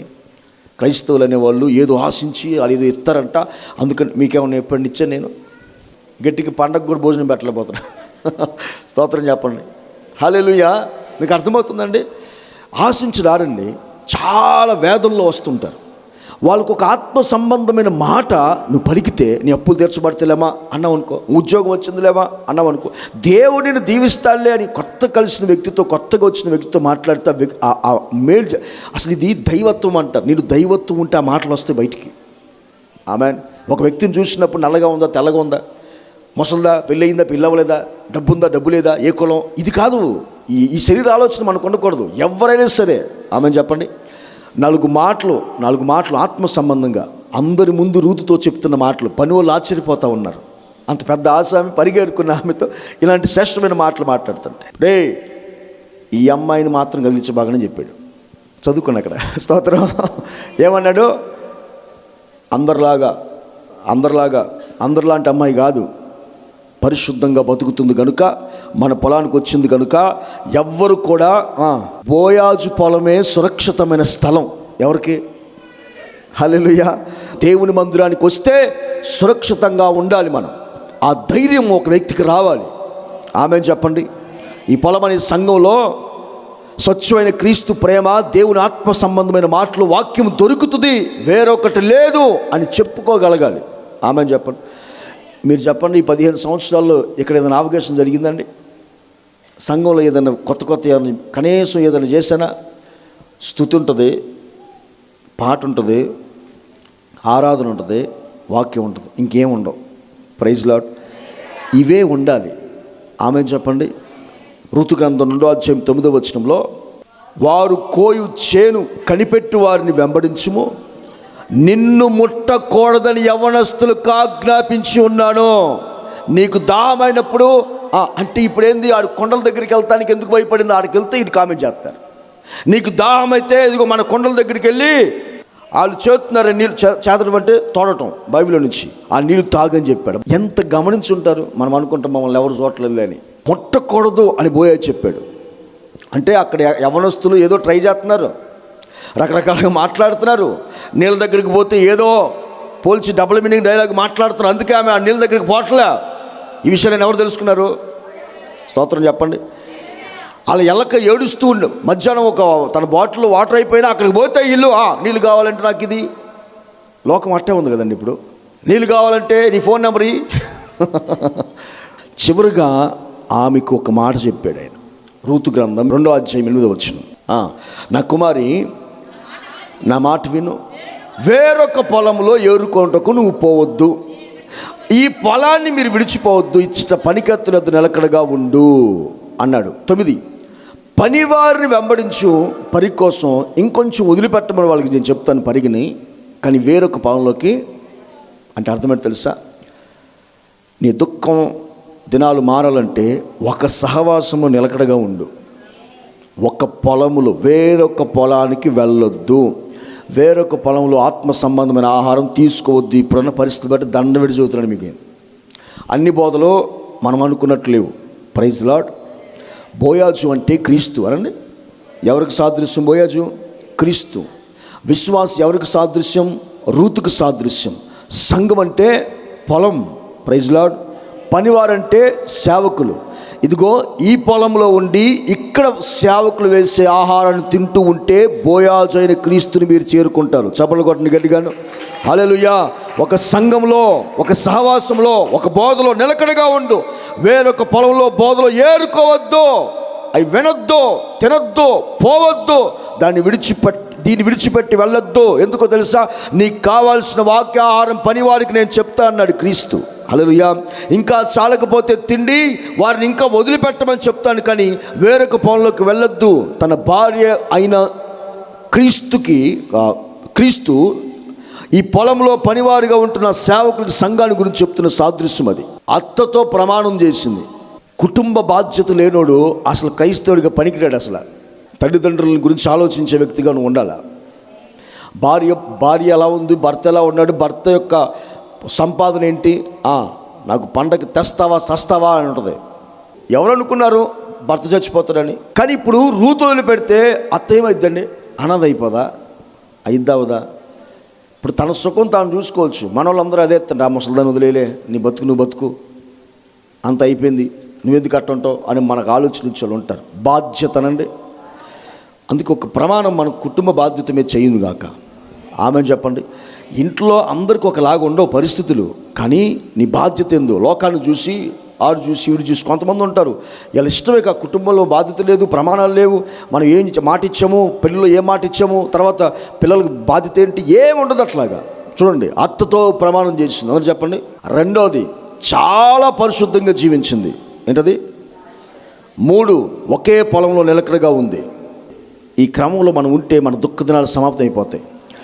దేవుడు చూశాడు, అత్తతో ప్రమాణం చేసింది దేవుడు చూశాడు. అందరూ చూశారు నువ్వు అత్తకి ఏం చేసావు అనేది. దానికోసం దేన్నైనా బాధ్యత కోసం విడిచిపెట్టింది. సొంత జనాన్ని, సొంత తల్లిదండ్రుల్ని మొత్తాన్ని విడిచిపెట్టింది. ఒక పొలంలో నివసించడానికి బోయాజు చెప్పిన మాట ప్రకారంగా నిలకడగా ఉంది. అన్నిటికంటే ప్రాముఖ్యంగా పరిశుద్ధంగా ఉంది. దేవుడు చూసి ఆ రోజు తాను దుఃఖ దినాలు ముగించేశాడు. అంతే. ఏ పొలాల్లో పరిగెరుకుందో జీవితకాలం అంతా అదే పొలానికి యజమానురాలుగా మార్చబడింది. చప్పలు కొట్టి గట్టిగా హల్లెలూయా. ఎక్కడైతే యవనస్తులు ఆమెను రకరకాల మాట్లాడుతూ దుఃఖాన్ని ఎవరికి చెప్పుకోలేక, అత్తకు చెప్పుకోలేక, ఇంకొక మగవాడు కానీ ఆధారంగా లేక ఆ పరిగిలోనే, ఆ పొలంలోనే కన్నీళ్లు కారాయి. ఎవరికి? అంత పరిశుద్ధంగా బతుకుతున్నప్పుడు మాట్లాడరండి జనం, రకరకాలుగా మాట్లాడతారు. అంతెందుకు, భర్త చచ్చిపోయిన ఒక ఆవిడ ఉద్యోగానికి వెళ్ళి 10-11 దాటి రాని ఆ రోడ్డు మొత్తం మాట్లాడుకుంటారు. ఎక్కడ తన కన్నీళ్లు పడ్డాయో, ఎక్కడ దుఃఖించి ఎన్ని దినాలు అక్కడే పరిగెరుకుందో ఆ దుఃఖ దినాలన్నీ సమాప్తం దేవుడు చేసేసాడు. హల్లెలూయా. ఆ మాట చూడండి, 4వ అధ్యాయం 13వ వచనంలో ఒక మాట ఉంటుంది. అక్కడ ఆమెను దేవుడు ఎంత శ్రేష్టంగా ఎంచి, ఆయన బోయాజు, ఆయనకి మొదటి పెళ్ళి, ఈమెకి భర్త చచ్చిపోయి రెండో పెళ్ళి. అంటే ఇప్పుడు చేసుకోమని కాదు, అక్కడ సంగతి చెప్తున్నా. ఓబేదు ఎవరండి? ఓబేదు ఎవరు? దావీదు తాత. ఆమె గర్భంలోంచి దావీదు వచ్చాడండి. ఆమె గర్భంలో నుంచి దేవుని హృదయానుసారుడు పరిశుద్ధులు వచ్చాడు. పరిశుద్ధుల గర్భాల నుంచి పరిశుద్ధులే వస్తారు. ప్రైజ్ లార్డ్ చెప్పండి. హల్లెలూయా. దేవునికి ఇష్టమైన వ్యక్తుల్లో నుంచి ఇష్టమైన వాడే పుట్టాడు కదా. ఆ దావీదు గర్భంలో నుంచి యేసయ్య వచ్చాడు. ఒక్క మాట చెప్పడా, ఈమె గర్భంలో నుంచి ఈ శరీరాన్ని పరిశుద్ధంగా కాపాడుకుంటే ఈమె గర్భంలో నుంచి పరిశుద్ధులైన దేవుడు పుట్టాడు. అవునా కాదా? దావీదు ఆమె గర్భం నుంచి వచ్చాడు, గర్భవాసం నుంచి. ఇప్పుడు దావీదు కుమారుడిగా ఎవరు పిలువబడ్డారు? దావీదు గోత్రం, దావీదు యొక్క వంశావళిలోనే కదా పుట్టింది ఎవరు? అందుకే దావీదు కుమారుడిగా పిలువబడ్డాడు. అంటే ఆమె గర్భంలో నుంచి ఎవరు వచ్చారు? నీవు పుట్టే సంతానం ఎట్లా ఉండాలంటే, స్తోత్రం కలుగును గాక, రాజ్యాలు చేసేవాళ్ళుగా ఉండాలా, దేవునికి ఇష్టలుగా ఉండాలా, బలవంతులై ఉండాలా, దేవుని కార్యాలు, దేవుని ఆరాధకులుగా ఉండాలా. ఆమె చెప్పండి, గట్టిగా ఆమె చెప్పండి. అంత భాగ్యాన్ని ఆమెకి ఇచ్చాడు దేవుడు. పరిశుద్ధత లేకుండా నీ దుఃఖ దినాలు సమాప్తం అవ్వాలంటే రాసి పెట్టుకో. ఒకవేళ పరిశుద్ధంగా లేకుండా నేను బాగున్నాను అంటే నేను సేవ వదిలేసి పోతా, నాకు చెప్పొచ్చి. Praise lord. సమస్త కీడుకు కన్నీళ్ళకి అపవిత్రత అండి కారణం. సమస్త దరిద్రానికి కారణం అపవిత్రత, పాపం. పరిశుద్ధంగా ఎవడు చూస్తాడులే, పరిశుద్ధంగా అనుకోబాకండి, దేవుడు చూస్తాడు. ఆయన ప్రైజ్ లార్డ్. అర్థమవుతుందా? దేవుడు చూస్తాడు, ఆయన దేవుడు చూశాడు. ఆయన సాక్షి జీవితం అండి అది, తన జీవితంలోది. Praise lord. సాక్ష్యం పరిశుద్ధంగా ఉంది. 3, ఒకే సహవాసంలో, ఒకే బోధలో, ఒకే పరిగెది అంటుంది. ఇలా ఈ తత్వాన్ని ఇందాక నీకు ఎవరి గుణాన్ని మీరు కలిగి ఉండమని చెప్పాను, అన్న. 2, రూతు ఈ తత్వాన్ని ఎవరు చూశారు? దేవుడు కలుగు చేసుకున్నాడు. Praise lord. దేవుడు అక్కడే దుఃఖ దినాలు ఎక్కడైతే ఉన్నాయో ఆ రోజు ఆ తత్వాన్ని, ఈ వ్యక్తిత్వం తన జీవితంలో దేవుడు చూసి దుఃఖ దినాలు తన జీవితంలో సమాప్తం చేశాడు. Praise lord. ఇక ఆ రోజు నుంచి అడుక్కోవడం తెలియదు, ఆ రోజు నుంచి అసలు ఆ ఊరిలో ఇక రాని కదా ఆమె. ప్రకటన గ్రంథం 21వ అధ్యాయము 4వ వచనంలో ఒక మాట ఉంది. ఆయన వారి కన్నుల ప్రతి బాష్ప విందును తుడిచివేయును, మరణం ఉండదు, దుఃఖమైనను ఏడ్పైనను ఇక ఉండదు. అంటే సమాప్తం. ఆయన వారి కన్నుల ప్రతి బాష్ప బిందువును తుడుస్తాడు, ఇక దుఃఖం ఏముండదు. అంటే దుఃఖం సమాప్తం అయిపోయింది. ఎందుకు అవుతుంది దుఃఖం సమాప్తం? 3వ వచనంలో ఎప్పుడు సమాప్తం అవుతుంది చూడండి అక్కడ. అప్పుడు అన్నాడు. ఎప్పుడు? ఇదిగో దేవుని నివాసం మనుషులతో కూడా ఉన్నది కనుక ఇక దుఃఖము ఉండదు అన్నాడు. మన దుఃఖ దినాలు సమాప్తం అవ్వాలి, ఇక ఉండకూడదు దుఃఖం. అంటే మనం ఎలా ఉండాలంటే దేవుని నివాసం మనతో ఉండాలి. దేవుని నివాసం మనతో ఉంటేనట ఏం జరుగుతుందట? ఇక దుఃఖం మన దగ్గర ఉండదు, ముగింపు జరిగిద్దంట. మరి దేవుడు ఎవరి దగ్గర నివసిస్తాడు? దేవుడు ఎవరి దగ్గర నివసిస్తాడు? ఒకసారి ఈ మాట చదవండి. యెషయా గ్రంథం 57వ అధ్యాయము 15వ వచనం. మహాగరుడను మహోన్నతుడును పరిశుద్ధుడును నిత్య నివాసుడైన వాడు ఇలాగు సెలవిచ్చుచున్నాడు. ఏమని? నేను ఎక్కడ నివసిస్తాను తెలుసా? మహోన్నతమైన పరిశుద్ధ స్థలాల్లో నివసించువాడను.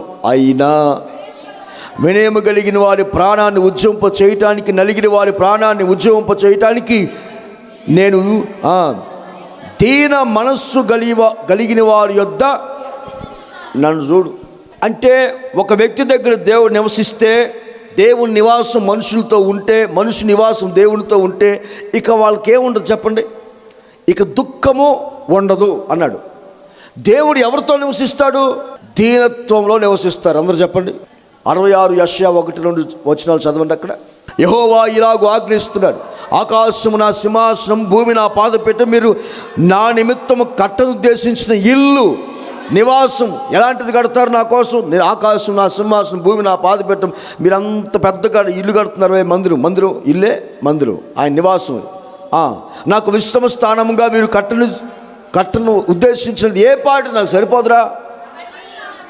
అవన్నీ నా హస్తకృత్యములే, అవి నా వలన కలిగినవే అని యెహోవా సెలవిస్తున్నాడు. కానీ ఎవడు దీనుడై నలిగిన హృదయం కలిగిన వాడే నా మాట వణుకుచుంటాడో వాడే నా ఇల్లు.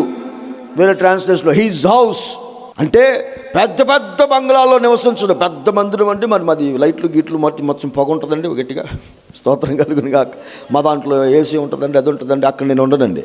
సొలొమోను కట్టించిన మందిరం ఎవడు కట్టలేడు ఇప్పటి వరకు. ఆ మందిరాన్ని చూసి దేవుడు అంటే తెలుసా, అరే నా ఆకాశము భూమే పాదపీఠం అయితే భూమిలో కట్టే దాంట్లో నేను ఎట్టుంటా?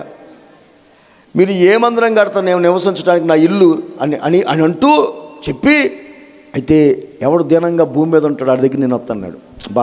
దేవునికి స్తోత్రం చెప్పండి.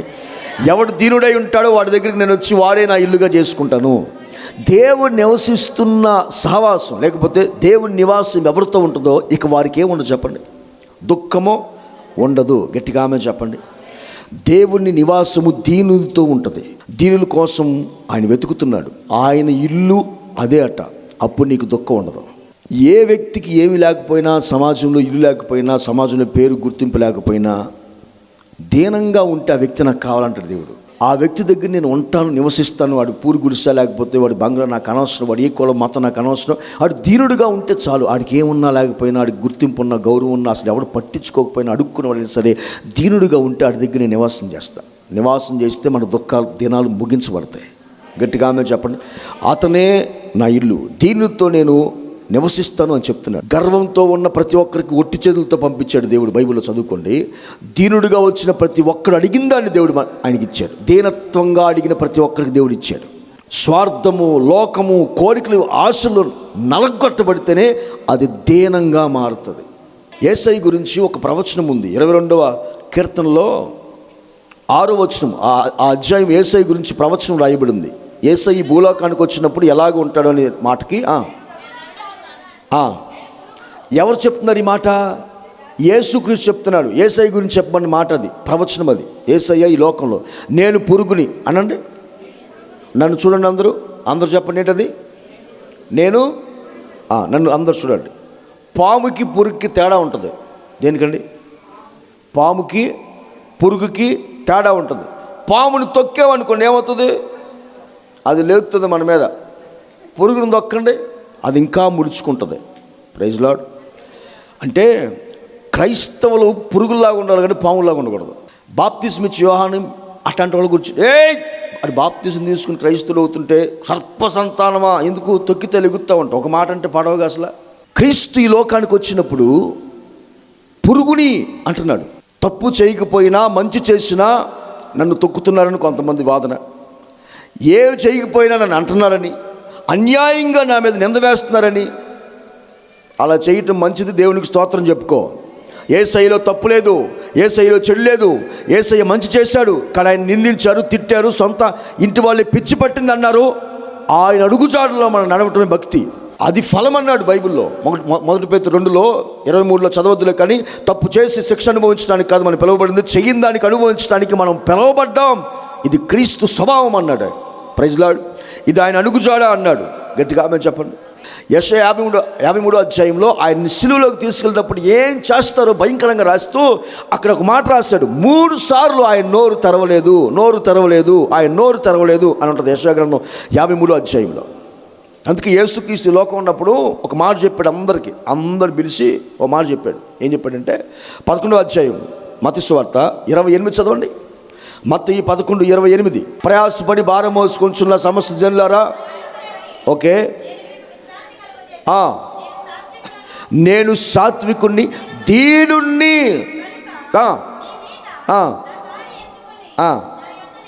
నన్ను చూడండి. ఏం నేర్చుకోవాలి? సాత్వికుడు అంటే దీనుణ్ణి ఒక 100%లో పెడితే సాత్వికుడు అవుతాడు. అర్థమైందా? నేను దీనుణ్ణి ఏం నేర్చుకోమన్నాడు? అందరూ చెప్పండి. యేసయ్య ఏం నేర్చుకోమన్నాడు చెప్పండి. మనం ఏం చేస్తాం తెలుసా? ప్రార్థన ఎలా చేయాలి నేర్చుకుంటాం. మన శత్రులు ఎదుట మన గిన్నె నిండి పొంగి పొరలాలు ఎలాగో నేర్చుకుంటాం. Praise the lord. మన శత్రువులకి శిక్ష ఎలా వచ్చిద్దో నేర్చుకుంటాం. కృపావరాలు ఎలా పొందుకోవాలో నేర్చుకుంటాం. ఉపవాసం ఎలా చేయాలో నేర్చుకుంటాం. ఎలాంటి బట్టలు వేసుకోవాలో నేర్చుకుంటాం. అసలు దేవుడే నేర్చుకోమన్నాడు, అది నేర్చుకోం. దేవుడు ఏంట్రా నేర్చుకోమంది? మీరు బైబిల్లో చదువుకోండి, మొత్తం దేవుడు నేర్చుకోమంది ఇది ఒకటే. నా యుద్ధ నేర్చుకోవాల్సింది ఏంటంటే దీనత్వాన్ని నేర్చుకోండి అన్నాడు. క్రైస్తవం యొక్క అంతం, భక్తి యొక్క అంతం ఏంటో తెలుసండి? వధువుగా మారటమే మన క్రైస్తవం యొక్క అంతం. భక్తి యొక్క చివరి స్థాయి ఏంటి? మనం వధువుగా మారటం. ఇప్పుడు ఆయన చూపించిన దీనత్వం లేని ఒక వ్యక్తిని భారీగా చేసుకుంటాడు ఆయన. ఆయన గుణం ఉండాలి కదా. స్తోత్రం. ఆయన పోలిక, ఆయన గుణం ఆ వ్యక్తిలో కనపడాలి. అంటే ఒక దీనుడైన వాడు. అందుకని అక్కడ పరలోకంలో సింహానికి పెళ్ళనలా గొర్రెపిల్ల వివాహోత్సవం ఉంటుంది. అది అంటే నువ్వు అట్ట మారాలా? గొర్రెపిల్ల ఏం చేస్తుంది? బొచ్చు కత్తిరించేవాడు ఎదుట, ఆడి తలకాయ నరికేవాడు ఎదుట అది నోరు తెరవదట, అప్పగించుకోవడం. స్తోత్రం చెప్పండి. ఇలాంటి వ్యక్తిగా ఈ లోకంలో ఉన్నాడు. అలాంటి వ్యక్తికే ఇప్పుడు గొర్రెకి సింహాన్ని చేస్తావా? మరోవైపు ఆయన గొప్పవాడు, బలవంతుడు, శక్తి కలిగిన వాడు. ప్రపంచంలో దీనుడు ఎవడురా అంటే దేవుడే. అందరి ప్రార్థనలు విని అందరి పనులు చేసి పెట్టి ఒక దీనుడు యేసయ్య. ఎవరికి పని చెప్పడైనా నువ్వు చెబుతావు, సరుకు చెప్తే ఇప్పుడు సరుకు లిస్ట్ ఇచ్చినట్టు పెడతావు. ఆ లిస్ట్ అన్నీ చెయ్యాలి ఆయన. ఇప్పుడు నాకు అది ఇదివు అజ్జయ్ ఇట్రా, కాపుదలు నువ్వే ఉండు. ప్రభు నేను నిద్రపోతాను, నువ్వు కొనుక్కక, నువ్వు మాత్రం నీకు నిద్రలు ఉంచనయ్యా, నేను నిద్రపోతాను అని పనులు చెప్పే బ్యాచ్ కదండి. ఎప్పుడైనా ప్రభు నీకేం కావాలని ఎప్పుడు అడుగుతాం మనం. వెళ్ళి చెబుతుంటే ఎప్పుడైనా ఏంట్రా నువ్వు చేసే ప్రార్థన అన్నాడండి. ఆయన మౌనంగా వింటాడంతే. ఎందుకంటే దీనుడు కదా. నువ్వు సనిగినా మౌనంగా ఉంటాడు, చెడ్డ మాటలాడినా మౌనంగా ఉంటాడు, మీరు అపార్థం చేసుకున్న మౌనంగా ఉంటాడు, ఆయన మీరు ఎన్ని తిట్టినా మౌనంగా ఉంటాడు. లోకం ఆయన ఎన్నో, ఆయన పవిత్రత మీద ఎన్ని అంటున్నా, అన్యాయస్తులైన అంటున్నా కానీ ఆయన మౌనంగా ఉంటాడు. ఎందుకంటే ఆయన మౌనము దీనత్వానికి సాదృశ్యం. ప్రతి ఒక్కరూ దేవుడు ఎక్కడున్నాడని పైకి చూస్తారు, కానీ దేవుడు ఎక్కడ ఉంటాడో తెలుసా? నీ పాదాలు పట్టుకొని కడుగుతూ ఉంటాడు. చూసుకో. బైబిల్లో ఆ మాట రాయబడింది. శిష్యుల పాదాలు కడుగుతున్నాడు ఆయన. ఒకరోజు లేచి పనివాడిగా టవల్ కట్టుకొని, నేను ఇలా చేయకపోతే నీకు నాకు, అంటే నేను నీ దగ్గర ఉండలేను, నీకు నాకు పాలు పంపులు లేవు అన్నాడు. Praise lord. మీరు కూడా అలా చేయాల్సింది. అంటే ప్రతి ఒక్కడు ఎదుటివాడి పాదాలు పట్టుకునే అంతగా తను తగ్గించుకోవాలి. ఎదుటోడు ఎవడైనా సరే, నన్ను బోధకుడు కానీ పెద్దోడు నన్ను పిలుస్తున్నారు కదా, నేనే ఇలా చేస్తే మీరందరూ చేయమని చెప్పాడు. ఇప్పుడు ప్రభు మనం ఎక్కడ చూస్తాం? ఆకాశ మహాకాశంలో కాదు ఉండేది ఆయన. కొంచెం భూమి మీద దిగు, హల్లెలూయా, దిగితే నీ పాదాలు పట్టుకొని కడుగుతూ ఉంటాడు ఆయన. అందరు పాదాలు కడిగి పేతురు దగ్గరికి వచ్చి, ప్రభువా నా పాదాలు పట్టుకోవటం ఏంటంటే, నేను కడగకపోతే నీకు నాకు, స్నానం చేసినోడు పాదాలు కడుగుతాడు.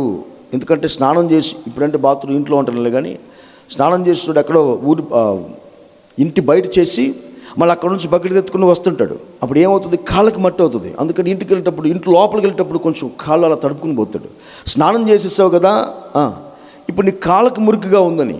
మీరు చూడండి, ఆత్మీయ నడకలో మనం తప్పిపోయి లోక మాలిన్యాన్ని అంటించుకుంటున్న ప్రతిరోజు ఆయన బాధపడుతూ మన కాళ్ళు కడగడా? యేసు రక్తంలో మన దేహాలు కడగబడ్డాయి. కానీ ఆత్మీయ నడకలో ప్రతిరోజు తప్పటడుగులు వేస్తున్నప్పుడు, తప్పటడుగు వేస్తున్న ప్రతిరోజు యేసుక్రీస్తు మన పాదాల దగ్గర కూర్చొని బాధతో మన పాదాలు కడగట్లేదంటారా?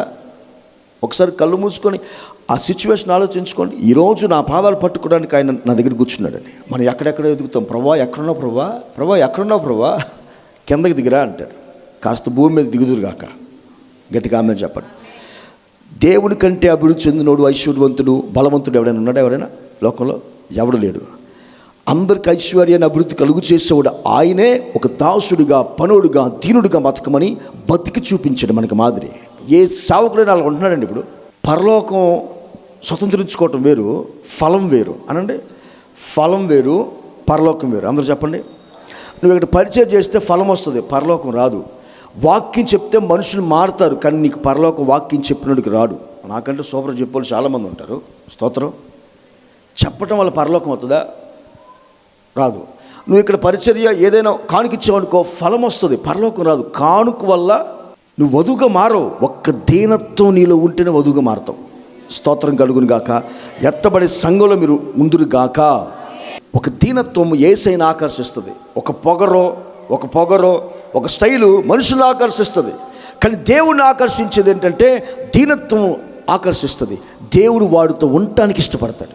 సంవత్సరాల క్రితం ఒక సిస్టర్కి పెళ్ళి అవ్వట్లేదు, మంచి భర్త కావాలి, మరి రక్షణ పొందిన వ్యక్తి కావాలని వెయిట్ చేసి ఇంట్లో వాళ్ళు ఏదో ఒకటి వయసు అయిపోతుందన్నా కానీ చేసుకోకుండా 35వ సంవత్సరంలో ఇదిగో ఒక 5 అక్కలు వచ్చి, మా తమ్ముడు రక్షణ పొందాడు, బాప్తిజం పొందాడు, ఏ అలవాటు లేదు, వాడు మంచి భక్తి పడిన 5 అక్కలు వచ్చి చెప్తే, మంచివాడట, 35 సంవత్సరాల తర్వాత దేవుడు నా ప్రార్థన ఆలకించడని చెప్పి నమ్మి పెళ్లి చేసుకుంది.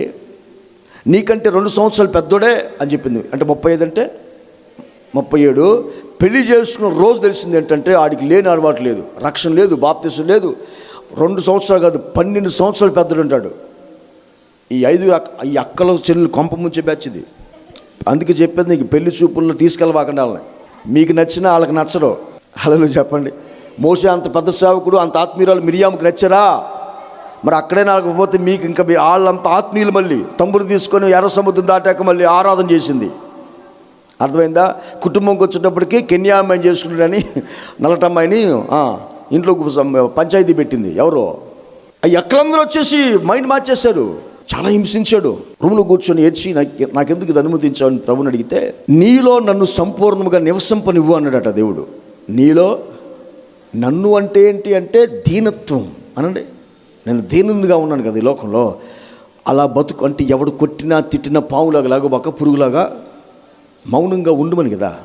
అలా ఉండమంటే 5 సంవత్సరాలండి ఒక భయంకరమైన వేదన అనుభవిస్తూ ఎవరిని మాట అనకుండా భర్త, ఇటు 5 అక్కలు, వాళ్ళు ఇంట్లో గోల, ఆ తాగుబోతాను, తిరిగిపోతాను, ఆ మొత్తం అనుభవిస్తూ 5 సంవత్సరాలు తల్లి హింస అనుభవించింది. సేవ చేస్తూ తిట్టినా కొట్టినా సంతోషంగా భరిస్తున్నప్పుడు ఈ 5 సంవత్సరాల్లో దేవుడు ఆమె దీనత్వాన్ని చూసి భర్తను మార్చాడు. 5 అక్కలు మార్చాడు. తన కుటుంబంలో రక్షణ లేదు. ఆ కుటుంబాలు కొన్ని వందల మంది అండి ఈరోజు ఆమె లేకుండా ఏ ప్రోగ్రామ్ని అనుమతించరు ఇంట్లో. చప్పలు కొట్టి గట్టిగాను.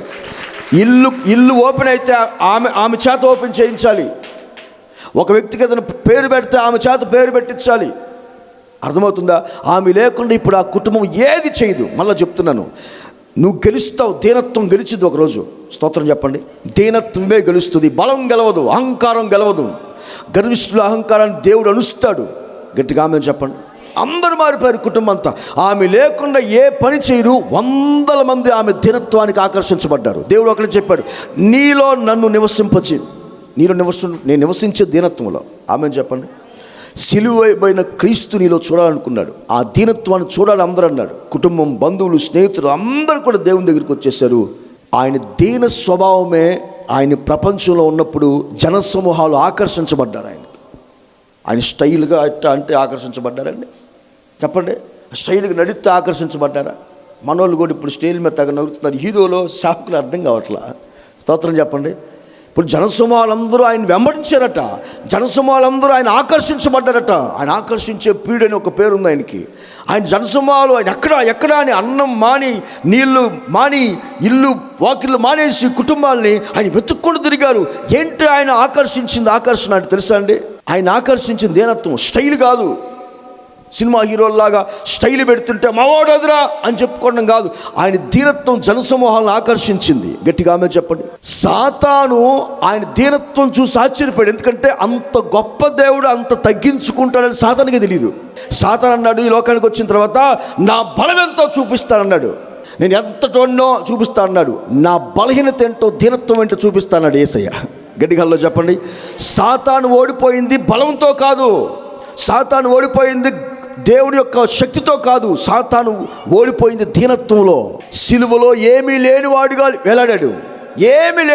వేలాడిపోయాడు. ఆయన దీనత్వం సాతాను బలాన్ని ఓడిపోయేటట్టుగా చేసింది. హల్లెలూయా. నీ భర్త ఎంత అహంకారైనా కానీ నీ దీనత్వం గెలవగలుగుతుంది. హల్లెలూయా. నీ బాస్ ఎంత గర్వాంధులైనా సరే, లోకం ఎంత గర్వాంధులైనా సరే, దీనత్వం గెలుస్తుంది ఒకరోజు. ఆమేన్. సిలువలో సాతాను బలాన్ని ఓడించింది ఆయన దీనత్వమే. ఎంత తగ్గించుకోగలిగితే అంత తగ్గించుకోండి. మనల్ని ఎవరు గుర్తించాల్సిన అవసరం లేదు. మనతో ఆయన ఉంటే చాలు. మన దుఃఖ దినాలు ఏమవుతాయండి? హల్లెలూయా. మొదటి పాపమే గర్వం వల్ల ఆయన ఏడుస్తాడు. అది పరలోకంలో జరిగింది. నేను నా స్థితి అని. అందుకే దేవుడు తన హృదయంలో అనుకుంటే పడేశాడు. ఈరోజు ఎంతమంది రేపు విడిచిపెడతాడో దేవుడు. క్రైస్తవ్యంలో గర్వం అనేది ఉండకుండా ఉండగాక. గర్వం అంటే ఏంటంటారా? నేను అనే పదం ఉపయోగించుకుంటూ ఉండండి. అదే దీనత్వం. స్తోత్రం. ఉంది కదా, ఆ పదం తీసేయండి. చివరి మాట చెప్పి ముగిస్తాను. వాగ్దానం. యెషయా 60:20 ఆయన వెలుగు నీకుంటే అప్పుడు నీ దుఃఖ దినములు సమాప్తములగును. ఆ అధ్యాయం ప్రారంభంలోనే దీనితో ప్రారంభించబడుతుంది. ఏమని? లెమ్ము, నీకు వెలుగు వచ్చింది. ఆ వెలుగులోకి రా. యెహోవా నీ మీద ప్రకాశిస్తా. ఆ వెలుగులోకి రా. అప్పుడు జరగవలసిన కార్యాలన్నీ చెప్పుకుంటూ దాంతో ఒక కార్యం, నీ దుఃఖ దినాలు సమాప్తమవుతాయి. అంటే దేవుడు ఆయనే వెలుగు. అందరూ చెప్పండి. దేవుడే వెలుగు. ఆ వెలుగు ఎవరి మీదకి రావాలి? నా మీదకి రావాలి. అందరూ నన్ను చూడండి. దేవుడు నాకు నిత్యమైన వెలుగుగా నా మీద ప్రకాశించాలి. ఎలా వస్తుంది ఆ వెలుగు నా మీద కంటే, అక్కడ ప్రారంభంలో ఏమన్నాడు? లెమ్ము అన్నాడు. ఎక్కడి నుంచి లేవాలి? ఎఫెసీ పత్రిక 5:14. ఇది చాలా ఇంపార్టెంట్. చూడండి, ఎఫెసీ పత్రిక 5:14. అందుచేత నిద్రించుచున్న నీవు మృతుల్లో నుంచి లెమ్ము, క్రీస్తు నీ మీద ప్రకాశించిన. ఆయన వెలుగు. నన్ను చూడండి. దేవుని వెలుగు మన మీదకి వస్తే మన దుఃఖ దినాలు ఓకేనా? మనం ఎక్కడి నుంచి లేవాలి? మృతుల్లో నుంచి లెమ్ము. అందరూ చెప్పండి. లేస్తే దేవుని వెలుగు మన మీదకి వస్తుంది. అప్పుడు మన దుఃఖ దినాలు. మృతుల్లో నుంచి లేవటం అంటే, యేసు దగ్గరికి ఒకసారి ఒకడు వచ్చాడు. బోధకుడా, నేను ఈ సేవ చేస్తాను, నేను వెంబడిస్తాను. అయితే మా నాన్నగారు చచ్చిపోయారు, నేను పాత పెట్టుకుని వస్తానంటే, మృతులు పాత పెట్టుకోండి. మీకు అర్థమవుతుంది మాట ఏంటిది? మృతులు నువ్వు నన్ను వెంబడించని వాళ్ళ నాన్న సమాధి చేయడానికి కూడా ఒప్పుకోకుండా నన్ను వెంబడించమన్నాడు దేవుడు. చచ్చిన వాళ్ళ దగ్గర నుంచి లేవాలా? చచ్చిన స్థితిలో నుంచి మనం లేవాలా? ఆమె చెప్పండి. లేకపోతే నువ్వు చస్తావు. నీవు మృతులుగా ఉంటే దేవుడు నీ మీద వెలుగు రానివ్వడు. నువ్వు మృతుల్లో నుంచి లెమ్మో. ఎక్కడి నుంచి లేవాలి? మృతుల్లో నుంచి. ఎందుకు? దేవుని వెలుగు మన మీదకి వస్తుంది. ఆమేన్. వస్తే ఏమైంది? నా దుఃఖ దినాలు సమాప్తం అయిపోతాయి. గట్టిగా ఆమె చెప్పండి. ఎవరండి మృతులు? ఏంటి మృత అనుభవం అంటే? 1 తిమోతి రాసిన పత్రిక 5:6 ఒక మాట అన్నాడు. 1 తిమోతి 5:6, సుఖభోగాలు ప్రవర్తించింది బతికుండి కూడా చచ్చినట్టు అన్నాడు. నన్ను చూడండి, మృత అనుభవం ఏంటో తెలుసా అండి? సుఖభోగాల్లో ప్రవర్తించడం అంట. అందరూ చెప్పండి. ఈ లోక సుఖభోగాలతో నిండిపోయి ఉంది. ఈ లోక సుఖభోగాలతో ఉన్న సహవాసం ఆ వ్యక్తులతో నువ్వు చేసినా కానీ వాళ్ళు మృతులు, నువ్వు కూడా మృతులు అయిపోతావు. నన్ను చూడండి అందరూ, నా వైపు చూడండి అందరూ, ఒకసారి గట్టిగా స్తోత్రం చెప్పండి. ఎవరో పెళ్లి చేసుకుంటారు ఎలానో, ఎవరో షికారులు చేస్తారు, ఎవరో బట్టలు లాగలు రకరకాలు వేసుకుంటారు. ఇక భర్తని భార్యని విడిచిపెట్టి బాధ్యత లేకుండా తిరుగుతూ సరదాకి ఈజీ కోసం, లోకం కోసం, ఎంజాయ్ చేయడం కోసం అని చెప్పేసి వాడు ఆ భోగానికి అలవాటైపోతున్నారు. ఇలా క్రైస్తవులు కూడా వాళ్ళలాగా మనం చేయాలి అని ప్రయత్నం చేస్తూ ఉన్నారు. కష్టపడరు, కూర్చుకోరు, తినరు. దేవుడు దేన్ని జతపరిచాడంటే సుఖ దుఃఖాన్ని జతపరిచాడు. అందరూ చెప్పండి. అంటే కష్ట సుఖాలు అనండి. ఒకడు కష్టపడాలి కానీ సుఖ భోగాన్ని మాత్రం దేవుడు ఒప్పుకోడు. స్తోత్రం చెప్పండి. సుఖంగా ఉండాలి, కష్టపడాలి, కష్టపడి పనులు చేయాలి, తర్వాత సుఖంగా ఉండాలి. ఇప్పుడు గుణవతి అయిన భార్య గురించి బైబిల్ చెప్తూ ఆమె చేతులతో కష్టపడి పనిచేస్తుంది. ఆమె ఎంత స్థాయిలో ఉన్న ధనవంతురాలైనా ఆమె ఏం చేస్తుందంట? కష్టపడి తన చేతులతో పనిచేస్తుంది. తిమోతి ఆ మాట రాసేటప్పుడట, ఈ యవ్వనంలో భర్త చచ్చిపోయిన వాళ్ళు ఆ ఇంటికి ఇంటికి తిరగటం, ముసలోళ్ళు ఆ ఇంటికి ఇంటికి తిరగటం, క్రైస్తవులు కూడా ఆ ఇంటికి ఇంటికి తిరిగి అక్కడ ఏదో మాట చెప్పి ఆనందింటూ ఉన్నారు. తిమోతి రాస్తూ, తిమోతి అటు తిరగొద్దని చెప్పు. ప్రతివాడు తాను కష్టపడి ఏం చేయాలి? తన చేతులతో సంపాదించుకున్న సంపాదన తినటం నేర్చుకోమని చెప్పు. సుఖభోగాల్లో ప్రవర్తిస్తున్న స్త్రీలు ఉన్నారు చూస్తారా, వీళ్ళు బతుకుండి కూడా చచ్చినట్లే, అంటే మృతులే అని అర్థం. సుఖభోగాలు ప్రవర్తించేవాడితో నువ్వు సహవాసం చేస్తూ నువ్వు కూడా చస్తావని బైబిల్ చెప్తుంది. కొంతమంది చూడండి, భోగం తిన్న ప్లేట్ కూడా తీరు. కొంతమంది ఎప్పుడు తినటం, సోగు చేసుకోవటం, తిరగటం, తిన్న ప్లేట్ కూడా తీరుకోవటం, రకరకాలుగా భోగాలు ఉన్నాయి లోకంలో. ఆ భోగాల్లో మనం ఉండకుండా ఉంది కాక. సుఖంగా ఉండాలి కానీ ఏం చేయకూడదు? భోగాన్ని అనుభవించకూడదు. భోగమంతా లోకంలో ఉంది. అర్థమైందా? కనుక టైం లేదు కనుక చెప్తున్నాను, సుఖభోగాల్లో ప్రవర్తించేవాడు చచ్చినట్లు. నువ్వు ఆ స్థాయిలో నుంచి లేచుదువుగాక. ఆ స్థానం, ఆ స్థితి, ఆ మృత అనుభవం నీ దగ్గర ఉన్నా, లేదా నీ పక్కన వాళ్ళతో అలా సహవాసం చేస్తున్నా, మీరు లేచుదురుగాక. లెమ్ము అంటున్నాడు. ప్రకటన 3:1 ప్రకటన 3:1 చదవండి. సార్దిస్, నీ క్రియలు నేను ఎరుగుదును, జీవించుచున్నావు అనే పేరు మాత్రం ఉంది కానీ నీవు మృతుడవే అని చెప్పాడు. ఎందుకని? నీ క్రియలు నా దేవుని ఎదుట సంపూర్ణముగా నాకు కనపడలేదు. కొంతమంది చూడండి, పనులు దేవుని పనులు పూర్తిగా చేయరు కొంతమంది. నన్ను చూడండి, మన క్రియలు అందరూ చెప్పండి. కొంతమంది చూడండి పూర్తిగా చేయటం అండి. ఇప్పుడు ఈ ఆరాధనలు పూర్తిగా ఉన్నవాళ్ళు అంటే ఎవరిని అంటారు? 10ంటికి వచ్చిన వాళ్ళు అంటారా? చెప్పండి. 9 దగ్గర నుంచి చివరి దాకా ఉన్నవాడు. కొంతమంది మధ్యలో వచ్చిపోతారు, కొంతమంది ఏమో మధ్యలో పోతారు. తినటం పనుకోవటం మాత్రం ఫుల్. అవి అన్కంప్లీట్గా ఉండవు, అన్నీ కంప్లీట్గా ఉంటాయి. ఇద్దరు సాలలేదు అంటుంటారు. ఏంటి క్రియలు అంటే? సత్క్రియలు అనండి. సత్క్రియలు దేవుని ఎదుట సంపూర్ణంగా ఉండాలంట. దేవుని అంటే వీడు అసలు పని చేయనోడు కాదు, వీడు చేస్తాడు కానీ సరిగా అన్కంప్లీట్ అనమాట. అంటే దేవుడు వాడిని ఏమంటున్నాడు? బతుక వాడిని పేరు రా నీకుంది, కానీ నా దృష్టిలో ఎట్టున్నావు? నీ క్రియలు సంపూర్ణంగా లేవు. దేవుని కోసం చేసేవి దేవుని గుణాలు, దేవుని చెప్పి చేసేవి సత్క్రియలు. అనంత చెప్పండి. పరిచర్య, పరిశుద్ధులకు ఆతిథ్యం, ఇతరులకు సహాయం, ఓర్పు, సహనం, శ్రేష్టమైన దేవునికి ఇవ్వటం, సువార్తలో పాలిభాగస్తులు అవ్వటము, సువార్త ప్రకటించడం, యేసయ్య కోసం సమరవటం, ఇలాంటివన్నీ బైబిల్లో ఉన్నాయి. ఇవన్నీ ఏమన్నారు బైబిల్లో? వీటిని సత్క్రియలు. అందరూ చెప్పండి. ఇవి సంపూర్ణంగా చేయాలి. ఎప్పటి వరకు చేయాలి తెలుసా? ఒకప్పుడు నేను ఎంత ప్రార్థన చేసేదాన్ని తెలుసా? ఒకప్పుడు ఎంత పరిచయం చేసేది, నువ్వు సచ్చిందాకా చేయాలి అది. ఆమేన్. ప్రభు కార్యాభివృద్ధి నందు ఎప్పటికీ ఆసక్తులుగా ఉండండి అని చెప్పాడు. హల్లెలూయా చెప్పండి. ఒకప్పుడు కాదు, ఇప్పుడు రాకడ వరకు మనం చేస్తూనే ప్రభు ఎదుట మనకు కనపడాలి. అననీయ సప్ఫీరా ఎందుకు చచ్చిపోయారు చెప్పండి? వాళ్ళు ఏం చెప్పారంటే ఇదంతా దేవునికి ఇస్తామని చెప్పారు. అంత అనండి చెప్పండి. ఎంత అది అని అడిగామనుకో, నేను చెప్తానండి, అది 1 ఎకరం పొలం ఎంత? అది ఇప్పుడు 10 లక్షలు ఎంత? ఇప్పుడు దేవుడికి ఎంత ఇస్తా అని చెప్పారు వాళ్ళే చెప్పారు. ఏం చెప్పారు? ఆ 10 లక్షలు ఇస్తాను. ఎప్పుడైతే ఇస్తాం అని చెప్పారో వెళ్ళి అమ్మడానికి వెళ్ళేటప్పటికి 50 అయింది. అది ఎంత అయింది? హల్లెలూయా చెప్పండి. 50 అయింది అది. ఇప్పుడు 10 ఇవ్వటానికి మనసు ఒప్పింది, కానీ 50 ఇవ్వటం అసలు మనం 10 అనుకుంది. అసలు ఇప్పుడు 25 ఏమైందంట అని సగం ఇచ్చి ఇవ్వకుండా లేరాళ్ళు. అదే కంప్లీట్ చేయకపోవడం. సగం ఇచ్చి చెప్పండి అనే చెప్పారు మొత్తం ఇవ్వాలి, కానీ సగం ఇచ్చారు, చచ్చారు. అర్థమవుతుందా? దేవుని దృష్టిలో వాళ్ళు ఇవ్వకుండా ఏమి లేరు. వాళ్ళు ఇచ్చిన దాన్ని దేవుడికి ఇస్తానని చెప్పిందని. అందుకనే సత్క్రియ అయినా దేవునికి ఏదైనా సరే దేవుని ఎదుట మన క్రియలు సత్క్రియ ఎలా ఉండాలా? శ్రేష్టమైన అర్పణ కూడా ఎలా ఉండాలా? సంపూర్ణంగా ఉండాలి. అందరూ చెప్పండి, గట్టిగా ఆమేన్ చెప్పండి. రక్షణ అనండి. రక్షణ అంటే ఏంటండి?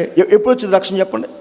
రక్షణను సంపూర్తి చేసుకోవాలి. మనం మారు మనసు పొందినప్పుడు ఒక రక్షణ కలుగుతుంది, అంతటితో ఆగిపోకూడదు.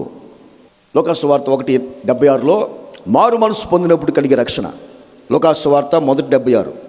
నమ్మి బాప్తిసం పొందినప్పుడు కలిగే రక్షణ. మార్కు వార్త 16:16 ఇదొక రక్షణ. తర్వాత తీతు రాసిన పత్రిక 3:5 పరిశుద్ధాత్మ పొందుకున్నప్పుడు కలిగే ఒక రక్షణ ఉంది. అక్కడ పరిశుద్ధాత్మ నూతన స్వభావాన్ని ఇస్తే అప్పుడు కలిగే రక్షణ. అపోస్తలుల కార్యం 2:40 2:40 4 మెట్టిది రక్షణలో. మూర్ఖులకు ఈ తరం వారికి వేరై, అంటే నామకార్థ క్రైస్తవులకు వేరైనప్పుడు కలిగే రక్షణ అది. నామకార్థ క్రైస్తవులకు, మూర్ఖులకు ఈ తరం అంటే నామకార్థ క్రైస్తవులకు వేరైనప్పుడు కలిగే రక్షణ. అపోస్తలులు 2:40 అది కూడా రక్షణే. ఆ రక్షణలోకి మనం రావాలి. 5 చావులకు లోనైన మన శరీరాలు జీవింప చేసినప్పుడు, అంటే అదే ఆ రక్షణ. దైవిక స్వస్థతను ఒక వ్యక్తి అనుభవించాలి. దైవిక స్వస్థత. రోమిలు రాసిన పత్రిక 8:11. అదే రోమాలో 13:11 పరిశుద్ధ జీవితం లేదా సాక్ష్య జీవితాన్ని ఒక వ్యక్తి కాపాడుకొని కలిగి ఉన్నప్పుడు కలిగే ఒక రక్షణ ఉంది. 1 పేతురు 1:5, రోమా 8:23 కడవరి కాల రక్షణ కొరకు ఒక వ్యక్తి ఆశతో ఎదురు చూడాలి. కడవరి కాల రక్షణ. అందుకే నన్ను చూడండి, రక్షణ అనేది ముగించబడేది కాదు, అది కంటిన్యూ ప్రాసెస్ అది. అందుకనే సువార్త నశించిపోయే వారికి వెరుతనం, కానీ రక్షించబడిన అన్నాడా అంటే అయిపోయిందా? ఫినిష్ అయిపోయిందా రక్షణ? రక్షించబడుతూ ఉన్నా అంటే ఒకడు మారు మనసు అనే రక్షణలో ఉంటాడు. ఒకడు తర్వాత నెక్స్ట్ మెట్టి ఏ రక్షణ పొందాలి? బాప్తిసంలోకి తీసుకోవాలి. బాప్తిసం ఒక రక్షణ. తర్వాత మీరు అధ్యాయం ఇంటికి వెళ్ళి చదువుకోండి, అక్కడ రక్షణ గురించి రాయబడింది. ఆ చివరి మాట అంటాడు, మనము కడవరి కాల రక్షణ కొరకు ఎదురు చూస్తున్నాం. ఏంటంటే ఎప్పుడు బాప్తిసం తీసుకున్నా రక్షించబడ్డా కదా, మళ్ళీ కడవరి కాల రక్షణ అంటావేంటి అంటే రక్షణ యొక్క క్రియ సంపూర్తి చేయబడాలి. ఆమేన్. రక్షణ సంపూర్తి చేసుకోకుండా చాలామంది ఏమంటారు తెలుసా? నేను నమ్మాను, బాప్తిసం పొందాను, పరిశుద్ధాత్మ పొందాను, అంతటితో ఆగిపోయిందా? నెక్స్ట్ చెప్పేది స్తోత్రం చెప్పండి. అందరు క్రైస్తవులాగా మనం చేయకూడని ఒక రక్షణ మనకుంది. ఆమేన్ చెప్పండి. మనకుందది. నామకార్థ క్రైస్తవులకి వేరైతే ఈ తరం వారికి వేరే రక్షణ పొందే ఒక అనుభవం ఉంది. కనుక మన క్రియలు దేవుని ఎదుట సంపూర్ణంగా ఉండుగాక, మన రక్షణ కూడా సంపూర్ణ చేసుకుందాం గాక. ఇంకో చివరి మాట చెప్పి ముగిస్తాను నేను. 1 యోహాను పత్రిక 3:14 ఏం చెప్తున్నాను? మృతుల్లో నుంచి లేవాలి. ఏంటో మృత అనుభవం? ఒకటి సుఖభోగాల్లో ప్రవర్తించేది. 2 దేవుని ఎదుట తమ క్రియలు సంపూర్ణం చేసుకోవాలి. 3 ప్రేమ కలిగి ఉండాలి. ఎందుకు తెలుసా? 1 యోహాను 3:14 ఏముంది చూడండి, కొంచెం ముందుకెళ్ళండి. ప్రేమ లేని వాడు మరణమందు నిలిచి ఉన్నాడు. నన్ను చూడండి అందరూ. క్రీస్తులో ఉన్న విశ్వాసులను మనం ఇంకా ఎక్కువగా ప్రేమించాలి. ప్రేమ అనండి. ప్రేమ అంటే గులాబీ పట్టుకొని ఐ లవ్ యూ చెప్పడం కాదురా దరిద్రుడా. ఐ లవ్ యూ చెబుతావా, యాసిడ్ పోసేయమంటావా? మొన్న ఎవరు చెప్తుంటే విన్నాను, ఒక అమ్మాయి 200 మందికి 300 మందికి ఐ లవ్ యూ చెప్పిందంట ఒకే ఫోన్లో. ఎక్కడైనా 200 మంది ఎవరో చెప్పారు నాకు. నా బర్త్డే అని చెప్పిందంట. అందరిని ఐఫోన్లు అడిగిందంట. ఐఫోన్ ఎంత? 1,00,000. ఇప్పుడు ఎన్ని ఐఫోన్లు వచ్చినాయి? ఆ మొత్తం అమ్మేసి ఇల్లు కొనుక్కుందంట. ఆ అమ్మాయిని పట్టుకున్నారు. ప్రేమ అంటే ఏంటండి? ప్రేమ స్వలాభాన్ని కోరుకోదు. నీ బలం ఎక్కడుందో చెప్పు అంది. ఎవరు? నేను చెప్పకూడదు అన్నాడు. నువ్వు నన్ను ప్రేమించట్లేదా అంది. అక్కడ చూసుకోండి. నువ్వు నన్ను నిజంగా ప్రేమిస్తే చెప్పుకో అన్నాడు. ఏడ్చి లాలించి నిజంగా నన్ను ప్రేమిస్తే చెప్పేలా. ప్రేమ స్వలాభాన్ని కోరుకోదు. 2 ప్రేమ ఎన్నడూ తీసుకోదు. ప్రేమ ఇచ్చిద్దంతే, ఇస్తుందంతే, ఎన్నడూ తీసుకునేది కాదు ప్రేమ. ఎందుకు ఈ మాటలు చెప్తున్నాను ఈ పూట అంటే, రాకడలో అనేకుల ప్రేమ చల్లారుతుంది. సొంత కుటుంబాన్ని కూడా ప్రేమించటం లేదు. ప్రేమ లేనివాడు మృతం, మరణమందు నిలిచి ఉన్నాడు. లెమ్మో, మృతుల్లో నుంచి లే, వెలుగు వస్తే నీ దుఃఖ దినాలు సమాప్తమవుతాయి. ఎక్కడి నుంచి లేవాలంటే ఈ మృత అనుభవాలు. ఏంటిది? ప్రేమ లేనితనం. అందరూ చెప్పండి. సుమారు 2015 అనుకుంటండి, ఒక న్యూస్ టీవీల్లో బాగా పబ్లిక్ అయింది. 13 ఏళ్ల బాలికని, 13 సంవత్సరాల కూతురిని తన సొంత తండ్రి రోడ్డు మీద రేప్ చేసి రాయి పెట్టి దారుణంగా చంపి ఒక కట్టుకల్లది అల్లాడు. 5 వ్యక్తులు మేము వెళ్తుంటే పాపం తీసుకొని కాలేజీ నుంచి ఈ దారిలో ఒక 5 వచ్చి నన్ను నెట్టేసి ఈ పాపని పాడు చేసి నా కూతుర్ని దారుణంగా చంపేశారు అని ఒక కట్టుకల్లా అల్లాడు. మీకు గుర్తుందో లేదో, సొంత తండ్రిని 13 సంవత్సరాల బాలికి రేప్ చేసి పక్కన కొండ రాయిలు తీసుకొని చంపేశాడు. మనం తల్లిదండ్రుల ప్రేమ అనుకుంటుంటాం. అంతెందుకు, ఇలా హాస్టల్ ముందు, అక్కడ హాస్టల్ ముందు మొన్నగా మన ఇక్కడ అందరు చూస్తున్నారు, కత్తి తీసుకొని భార్య పేక్ కొత్తంటే ఎవడు వెళ్తలా. ఇక మనవరు భద్రాచలంలో కూడా అలాగా చంపుకున్నారట రోడ్డు మీద. ఎందుకు అంత కక్ష? సొంత భార్య మీద, సొంత తల్లి మీద, సొంత తండ్రి మీద. అడుగుడు మొక్కలు చేసి తల్లిదండ్రుల ఆస్తి కోసం అని చెప్పాక మీకు, మొక్కలు చేసేసి నదులు పడేసాడు సొంత తల్లిదండ్రుల్ని. కొడుకు, 2 కొడుకులు ఆస్తి ఇవ్వట్లేదు వాళ్ళ నాన్నని పాము చేత కాటేపించారంట. వాళ్ళే తెలిసినవి బయటకు వచ్చినవిన్ని, తెలియనివన్నీ అసలు బయటికి రానివన్నీ. ఎందుకు ఇలాగా? ఒకప్పుడు చూసామండి ఇవన్నీ, ఇలాంటివి చూసాం. ఇలా ఎందుకని? ప్రేమ చల్లారిపోతుంది. ఒక వ్యక్తిలో ప్రేమ చల్లారిపోతుంది. భర్త భార్యను చంపుతుంది, చంపట్లేదా? రోజుకు ఒక న్యూస్ అండి. భర్త ఏం చేస్తున్నాడు? భార్య ఏం చేస్తుంది? భార్య పిల్లలు చంపుతుంది, భార్య భర్తలను కూడా చంపుతుంది. కొడుకే సొంత తల్లిని చంపుతున్నాడు, పిల్లలు తల్లిదండ్రులు చంపుతున్నారు. అసలు బంధం ఏదన్నా ఉంది అనుకుంటే, ఇక కుటుంబంలో ఉందనుకుంటే అది కూడా లేదు. ఇప్పుడు వరంగల్లో ఆడపిల్ల పుట్టిందని భర్త, వాళ్ళమ్మ, కన్న తల్లి, బంధువులు అందరూ ఆడపిల్ల వదిలేసి వెళ్ళిపోయారు గవర్నమెంట్ హాస్పిటల్లో. ఆడపిల్ల పుట్టిందని. ఈ లోకం అంతా ప్రేమ చల్లారిపోవచ్చు, నీలో ప్రేమ పెరగాలి. ఆమేన్. క్రీస్తు ప్రేమ మన వందు పరిపూర్ణమైన ప్రేమగా మార్చబడాలి. హల్లెలూయా. క్రీస్తు ప్రేమ. ఏ వ్యక్తిలో దేవుని ప్రేమ ఉండదో వాడు చచ్చినట్లే. బైబిల్ ఏమంటుందంటే, అలాంటి దగ్గర నువ్వు ఉండొద్దు. ప్రేమ లేని వ్యక్తి దగ్గర నువ్వు ఉండకూడదు. మృతులతో సహవాసం చేసినట్లు నువ్వు కూడా చేస్తావు. వాడి దగ్గర పనుకున్నట్టే. నీలో ఆ స్థాయి ఉండకుండా చూసుకో. ఎంత పెద్దోడైనా దగ్గరుడైనా అస్సలు మీరు ఉండొద్దు. ప్రేమ లేని వాడితో మనం ఉండకూడదు. స్తోత్రం చెప్పండి. ప్రేమ అంటే ఏంటి అని ఒక డెఫినేషన్ లేదా ఒక తాత్పర్యం, ఒక అర్థం మీకు కావాలంటే ఇంటికి వెళ్ళి 1 కొరింథీ 13వ అధ్యాయం చదువుకోండి. ప్రేమ అంటే దాంట్లో ఏముంటాయో చెప్పాడు. డంబంగా మాట్లాడదు, అమర్యాదగా నేను ప్రేమిస్తున్నానని వేరే వేషాలు వేయడాడు, వెయ్యదు. అమర్యాదగా నడవదు. ప్రేమ అయితే స్వప్రయోజనం చూసుకోదు, త్వరగా కోపడదు, అపకారాన్ని మనసులో పెట్టుకోదు, మంచి విషయాలకు సంతోషిస్తుంది. కానీ దుర్నీతి విషయం ప్రేమ గురించి మొత్తం ఆ అధ్యాయం అంతా ప్రేమ అంటే దాని లోపల ఏముంటాయో అది చెప్పాడు అక్కడ. స్తోత్రం. మోసపోకుండా ఉందిరుగాక. లోక ప్రేమలన్నీ గతించిపోయే శాశ్వతమైన ప్రేమ, అగాపే ప్రేమ, అది దేవుని ప్రేమే. ఒక వ్యక్తిలో దేవుని ప్రేమ ఉంటే ఆ ప్రేమతో ఒక తల్లిని ప్రేమించగలుగుతాడు, ఆ వ్యక్తి భార్యను ప్రేమించగలుగుతాడు ఆ ప్రేమతోనే. ఈరోజు ప్రేమ అంటే ఏంటో అర్థం కావట్లా. యేసయ్య పేతురుతో అడిగాడు ఒక మాట, అందరికంటే నువ్వు నన్ను ప్రేమిస్తున్నావా అని అడిగాడు. ఎన్నిసార్లు అడిగాడు? ఎందుకంటే 3 సార్లు అబద్ధం ఆడాడు కదా. Praise lord. ఎందుకంటే ఆయన సంఘాన్ని మేపాలి, సంఘాన్ని కాయాలి. నా ప్రేమ లేకుండా నువ్వు ఎలా చేయగలుగుతావు అని దేవుడు తన చేత చెప్పించాడు. సంఘంలో ఒకరి ఏముండాలి? మధ్యలో చెప్పాలి. సంఘంలో ఇక్కడ ఉన్న వాళ్ళకి అందరూ చెబుతున్నా, ఆజ్ఞాపిస్తున్నా, మర్యాదకు చెబుతున్నా, మన మధ్యలో ఒకరి మధ్య ఒకరు ఏముండాలా? అప్పులు ఉండకూడదు, గుండు పగిలిపోద్ది. హల్లెలూయా. చక్కగా సంఘంలోకి వచ్చిన వాళ్ళందరూ చూసుకొని ఫ్రెండ్షిప్ చేసి అప్పులు తీసుకున్నారు. తర్వాత నా నెత్తి దగ్గరికి వచ్చి నన్ను అడిగిచ్చావా? నన్ను అడిగి తీసుకున్నావా కనీసం? మరి నా దగ్గరికి పంచాయతీకి వస్తారా? వీళ్ళిద్దరు కొట్టుకొని సంఘానికి మానేస్తారు. లేదంటే ఒకటి రాడు. ఎందుకు రావట్లేదు అంటే అప్పు ఇచ్చిన ఆవిడతో గొడవైంది. వాళ్ళతో అయితే నాకేమైందిరా, సంఘానికి ఏమైంది? మళ్ళీ చెబుతున్నా, ఒకళ్ళ మధ్య ఒకళ్ళు ఏముండాలా చెప్పండి. అలా కోపం ఉండకూడదు, ద్వేషం ఉండకూడదు, చెప్పండి. సనగటం ఉండకూడదు, అప్పులు ఉండకూడదు, అసూయలు ఉండకూడదు, స్వార్థాలు ఉండకూడదు, ఏ మాటలు ఉండకూడదు, ఒకరి మధ్య ఒకరు ఏం ఉండాలి చెప్పండి.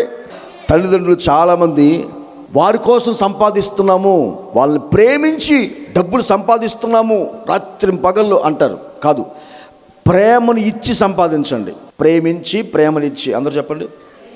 ప్రేమించి వాళ్ళకి ప్రేమ చూపించుకోకుండా వాళ్ళని ప్రేమిస్తున్నాం కాబట్టి 24 గంటలు వెళ్ళిపోయి చేసుకుంటా ఉన్నారు అనుకోండి, ఆ లోకంలో ఇక్కడ ప్రేమ దొరకకపోతే ఏం చేస్తారండి? ఇంట్లో అన్నం లేకపోతే ఆడ తింటాడు, హోటల్కి పోతాడు. అట్టని ఇంట్లో ప్రేమ దొరకలేదు అనుకోండి, ఇక బయట ప్రేమలు ఎత్తుక్కుంటారు. చిన్న పిల్లలు ప్రేమ లవ్ అని ఎందుకు వెళ్తున్నారు తెలుసా? వాళ్ళకి అసలు ప్రేమ లోపల దొరకట్లా. ఏంట్రా అంటే, మేము పిల్లలు ప్రేమించే కాబట్టి ఎంత మేమేం చేస్తున్నాం, ప్రయాసపడుతున్నాం రాత్రి పగళ్ళు. మంచిది, కానీ ప్రేమించి ప్రయాసపడండి. అన్నిటికంటే ఎక్కువగా దేవుణ్ణి పూర్ణ హృదయంతో, అందరికంటే ఎక్కువగా దేవుని ప్రేమించడానికి ప్రయాసపడదుముగాక. దేవుని ప్రేమించాలి, ఒకరినొకరు కూడా ప్రేమించాలి. ప్రేమ అంటే ఏంటో తెలియకపోతే దాన్ని ఇష్టం వచ్చినట్లు వాడుకొని మీరే నష్టపోతారు. అందుకనే ప్రేమ ఒకటే ఉంటుంది, అది దేవుని ప్రేమ ఉంటుంది. Praise lord. ఆ ప్రేమ తప్ప లోకంలో ఏ ప్రేమ ఉండదు, అసలు అది ప్రేమే కాదు. మీరు ఎన్ని చెప్పుకునేది.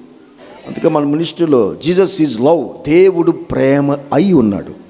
దేవుడు అంటేనే ఏంటది? సో అది నీలోకి రావాలి. Praise lord. అది లేకుండా, అందుకే పౌలు అంటాడు, నేను ప్రవచనాలు చెప్పినా, అద్భుతాలు చేసినా, కొండలు పెకిలింపగలిగిన విశ్వాసం కలిగిన వాడు, మర్మాలన్నీ జ్ఞానమంతా తెలిసిన ప్రేమ లేకపోతే నేను వ్యర్థుని అన్నాడు. నువ్వు ఎన్ని చేసినా సంఘంలో చివరికి మనం నేర్చుకోవాల్సింది ఏంటంటే, మన మధ్యలో ఏముండాలా, మనలో ఏముండాలా, అందరిని క్రీస్తు ప్రేమతో ప్రేమించే కృప మనకు అనుగ్రహించబడునుగాక. తన అవసరాల కోసం దుఃఖం. రెండోది మందరి అవసరాల కోసం అడిగింది. 3 దైవజనుని అర్థం చేసుకొని తన మాట దేవుని మాటగా తీసుకున్న ఆమె దుఃఖము నివారణ అయిపోయింది ఆ రోజు. 2 రూతు అత్తతో ప్రమాణం చేసింది, పరిశుద్ధ జీవితాన్ని కలిగి ఉంది. 3 ఒకే పొలంలో పరిగెరుకొని తింది, ఆమె దుఃఖ దినాలు సమాప్తం అయిపోయినాయి. 3 దేవుడు మనతో సహవాసం చేయాలి. అంటే మనుషులతో దేవుని సహవాసం ఉంటే ఇక దుఃఖము ఉండదు. ఎవరితో సహవాసం చేస్తాడు? దీనత్వం మనం కలిగి ఉంటే మన దుఃఖ దినాలన్నీ. తర్వాత వాగ్దానంలో ఉంది, దేవుడు మనకు వెలుగై ఉండాలి. దేవుని వెలుగు మన మీదకి రావాలి అంటే లెమ్ము. ఎక్కడి నుంచి లేవాలి? 1 మృతుల్లో నుంచి. 1 ఏంటి మృత అనుభవం? సుఖభోగాల యందు ప్రవర్తించకూడదు. 2 మన క్రియలు సత్క్రియలు దేవుని ఎదుట సంపూర్ణంగా చేయాలి. 3 ప్రేమ కలిగి, దేవుని ప్రేమ కలిగి ఉండాలి.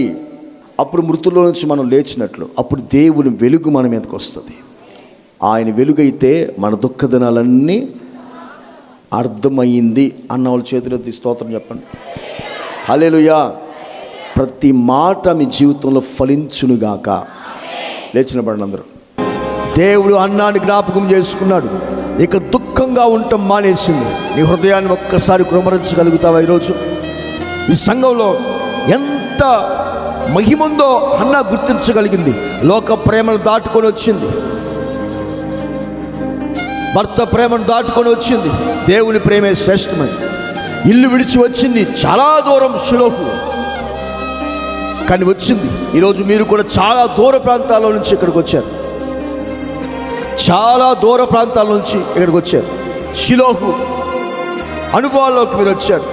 అంత దూరం నుంచి వచ్చి ఒక్కసారి హృదయాన్ని కృమ్మరించి అడిగింది కదా అన్న, హృదయాన్ని అన్న కృమ్మరించి అడిగింది.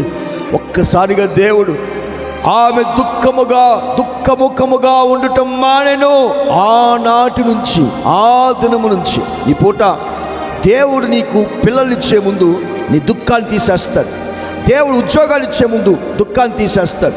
ఆరోగ్యం ఇచ్చే ముందు దుఃఖాన్ని తీసేస్తాడు. ముందు పిల్లలు రాక మునిపే ఆమె హృదయాన్ని కృమరించింది దేవుని సన్నిధిలో. ప్రియ దేవుని బిడ్డ, ఏ మాటలు నేను చెప్పానో మీరు ఆ మాటలు నమ్మగలిగితే, నమ్మువానికి సాధ్యమని చెప్పినట్లు వాక్యం దైవజనుని అర్థం చేసుకొని మీరు నమ్మగలిగితే, ఇదిగో దేవుని శక్తి మీరు చూస్తారు, చూడబోతా ఉన్నారు. దేవుడు అద్భుతం. ఒక్కసారి హృదయాన్ని బిగ్గరగా దేవుని, అయ్యా చూడండి, తాగిన మొత్తులో వెళ్ళిపోయినట్లుగా వెళ్ళిపోయిందంట తన దుఃఖంలో. నా జీవితాన్ని బాగు చేయండి, నా భర్తను మార్చండి, నా కుటుంబాన్ని మార్చండి. ఓ క్రైస్తవుడిగా, క్రైస్తవురాలుగా నా కుటుంబం ఎవరి దగ్గర చేయి చాచుకునే స్థాయిలో ఉండకూడదు. ఇచ్చేవాడిగా నన్ను చెయ్యండి. నాకు ఉద్యోగం ఇస్తే నీ మందిర పరిచయంలో ఉంటా, మందిరానికి ఇస్తానైనా. మందిరంలో కొరత ఉంది, నాకు పిల్లల్ని ఇస్తే సేవకు ఇస్తానైనా. ఈ అనుభవాల్లోకి రావాలండి మనం. రూతు జీవితంలో ఎంత అద్భుతమో చూడండి. రూతు జీవితంలో భర్త లేని వాళ్ళు వేరుగా ఉండాలంటారు. లోకంలో పనికి బయటికి వెళ్ళిపోయిన వాళ్ళు చనిపోతారంటారు. కానీ పరిశుద్ధతను కాపాడుకుంది కదండి రూతు. కొద్దివారి గొప్పవారు యవనస్తుంది ఒక మంచి నీళ్ళ దగ్గర ఒకరు కామెంట్ చేస్తారా అని వెళ్ళలేదు అక్కడికి. ఆమె రొట్టె తీసుకొని చాలా ఆహారం తింటుంటే చూసిన బోయాజు తన దగ్గర ఉన్న పేలలు ఇస్తే తీసుకుంది. ఒక వ్యక్తి కొత్తగా మన దగ్గరికి వచ్చినప్పుడు 4 ఆత్మ సంబంధమైన మాటలు, శరీరకంగా ఏది ఆశించి మాట్లాడకుండా ఆత్మ సంబంధమైన మాటలు చెప్తే నీలో దైవత్వం ఉన్నట్లు లెక్క. కుటుంబంలో బాధ్యత లేకుండా వెళ్ళిపోకూడదు. అతతో చేసిన ప్రమాణం, తన జీవితంలో పరిశుద్ధతను కాపాడుకుంటున్న అనుభవం, ఒక పరిగెరుకున్నదే, పూరుగుడిసులో నివసించేదే. కానీ తన తీర్మానంలో ఆమె అవిశ్వరవంతురాలు, తన పరిశుద్ధతలో ఆమె చాలా గొప్ప వ్యక్తిత్వం కలిగిన వ్యక్తి. ఒకే పొలంలో బోయాజు చెప్పినట్లు ఉపదేశం కలిగిన, కంచి కలిగిన, సమర్పణ కలిగిన సేవ అనే పొలంలో పనివారు ఏడుతున్న ఆ పరిగి తప్ప వేరొకటి ఏరుకోవద్దు, వినొద్దు, తినొద్దు అని చెప్పాడు. దానికి కట్టుబడి జీవించిన ఆమె బోయాజును చేరుకుంది. పనివారిని వెంబడించాలి. ఆ పొలంలో దైవజనుని వెంబడించారు. పనివాడైన దైవజనుని వెంబడిస్తే ఆమె బోయాజును చేరుకొని తమ దుఃఖ దినాలు సమాప్తం చేసుకుంది. దీనులతో దేవుడు సహవాసం చేస్తాడు. నీ సహవాసం ఎక్కడుందో బైబిల్ క్లియర్గా చెప్తా ఉంది. దీనత్వంతో ఉన్న వ్యక్తి దగ్గర ఆయన నివాసం ఉంటుండ వల్ల ఆయన కన్నీడు ప్రతి బాష్ప బిందువు తుడిచి దుఃఖం ఇక ఉండకుండా చేస్తాడు. నీలో తగ్గిపోయేది ఇది చాలా ప్రాముఖ్యమైన విషయం. దీనత్వానికి ప్రజలు ఆకర్షించబడతారు. దీనత్వానికి జనసమూహాలు యేసయ్య దగ్గర ఆకర్షించబడ్డాయి. ఆ దీన శరీరమే మహిమా శరీరంగా రేపు మారుతుంది. కానీ దీనత్వాన్ని ధరించుకునే శరీరం మహిమగా మారదు, రూపాంతరం చెందదు. దీన శరీరము బైబిల్ క్లియర్గా చెప్తా ఉంది. దీన శరీరమే మహిమా శరీరంగా మారుతుంది. దీనులు ధన్యులు భూలోకాన్ని స్వతంత్రించుకుంటారు వాక్యం సెలవిస్తుంది. దీన మనస్సు కలిగిన వారు దేవుణ్ణి చూస్తారు, దేవునితో నివసిస్తారు. ప్రేమ లేని తత్వం మనలో ఉండకూడదు. మృతుల్లో నుంచి మనం లేవాలి. ఆయన వెలుగు మన మీద పడకపోతే మన జీవితాల్లో దుఃఖ నివారణ లేదు. బైబిల్ క్లియర్గా చెప్తుంది, యెహోవాయే నీకు వెలుగై ఉంటే నీ దుఃఖ దినాలు సమాప్తములగును అన్నాడు. వెలుగు మన మీదకి రావాలంటే లేవాలి, మృతుల్లో నుంచి లేవాలి. సుఖభోగాలు ఎందుకు ప్రవర్తించకూడదు అన్నాడు. సుఖము కష్టము జత చేశాడు, సుఖభోగాన్ని దేవుడు జత చేయలేదు. అది లోకపు రీతి. లోకస్తులాగా పెళ్లి, లోకస్తులాగా భోగం, లోకస్తులాగా తిరగాలి, లోకస్తులాగా అనే విషయం నుంచి బయటికి రాడు. అలాగే ఎన్నడూ ప్రేమ లేని తత్వంతో ఉండొద్దు. ప్రేమ చాలా ప్రాముఖ్యం. దేవుని ఎదుట సత్క్రియలు సంపూర్ణంగా చేసే వ్యక్తిగా ఉండాలి. ఒకవేళ దేవుని కొరకు ఏదో ప్రారంభించి ఆగిపోయి ఉంటే దాన్ని కొనసాగించే వ్యక్తి ఉండాలి. అన్నిటికంటే ముఖ్యం రక్షణ సంపూర్తి చేసుకోవాలి. సంపూర్ణము కాని క్రియ ఉండకూడదు. దానికోసం ప్రయాసపడి మారు మనసు పొందావా, బాప్తిసం పొందావా, పరిశుద్ధాత్మ పొందావా. మూర్ఖులకు ఈ తరం వారికి వేరే ఒక రక్షణ ఉంది. దైవిక స్వస్థ ఉంది కదా, సాక్ష్య జీవితపు అనుభవాలు ఉన్నాయి కదా, ఆ సాక్ష్యం కావాలి. ప్రేమ లేని తత్వం ఉండకూడదు. ప్రేమ ఇచ్చే తీసుకునేది కాదు. ప్రేమలో స్వార్థం ఉండదు. తల్లిదండ్రులు ప్రేమించాలి, దైవజనులు ప్రేమించాలి. ఒకరి మధ్య ఒకరు వికటమైన ప్రేమ కలిగి ఉండాలి. మాకు సెలవుస్తుంది. ఒకరి మధ్య ఒకరు అప్పులు, అసూలు, కలహాలు, రోతలు ఉండకూడదు. ప్రేమే ఉండాలి. ప్రేమ యందు వేరు పారిన వారే ఉండమని, ప్రేమ యొక్క లోతు ఎత్తు వెడల్పు ఏంటో తెలుసుకోమని వాక్యం చెప్తుంది. ప్రేమ పరిపూర్ణం చేయబడేది పరిపూర్ణత. కృప చూపించండి యేసు నామములో. ఈ విషయాలన్నీ జ్ఞాపకంలో ప్రతి ఒక్కరికి ఉండును గాక. ప్రతి ఒక్కరినైనా ఇదిగో ఈ వాగ్దానానికి అర్హత సంపాదించుకునే కృప దయచేయండి. ఈ పూట సంఘంలో చేరి అన్నావలే ప్రార్థన చేస్తూ తీర్మానం చేసుకుంటున్న ప్రతి ఒక్కరిని ప్రభువును చూస్తున్నందుకై స్తోత్రం. నా తండ్రి చూస్తున్నందుకే వందనాలు. ఈ ఓటర్లకు సహకరించిన బిడ్డల కుటుంబాలు దీవించండి నైనా, ఆశీర్వదించండి. ఈరోజు ఇంత ఘనంగా ఇంతమందితో ఆరాధన చేసుకోవడానికి సహకరించిన ఆ బిడ్డ కష్టాలను బట్టి స్తోత్రం. ఆ కుటుంబాలని వారిని దీవించండి, ఆశీర్వదించండి. ఇస్తున్న వారిని దీవించి ఆశీర్వదించండి. కానుకలో దశభాగాలు నీ కొరకు నిన్ను ప్రేమించి ఇచ్చిన బిడ్డలు శ్రేష్టమని ఇచ్చిన ఆ సత్క్రియలు బట్టి జ్ఞాపకం చేసుకుని ఫలింప చేయమని ప్రార్థిస్తున్నాను. వాగ్దానాలు అనేకం, క్యాలెండర్స్ అనేకం కొత్త వారి దగ్గరికి వెళ్ళడానికి సహాయం చేయండి.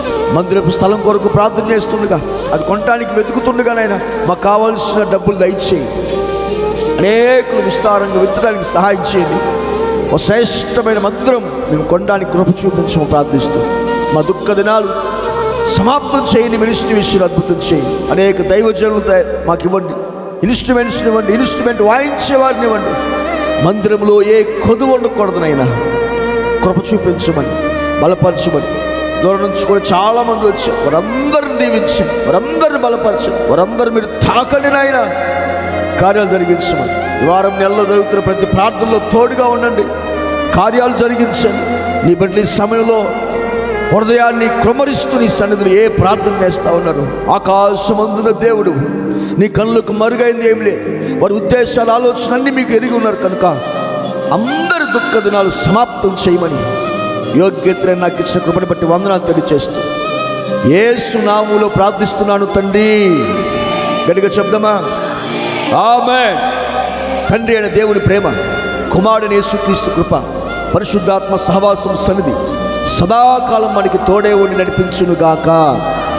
ఆమేన్.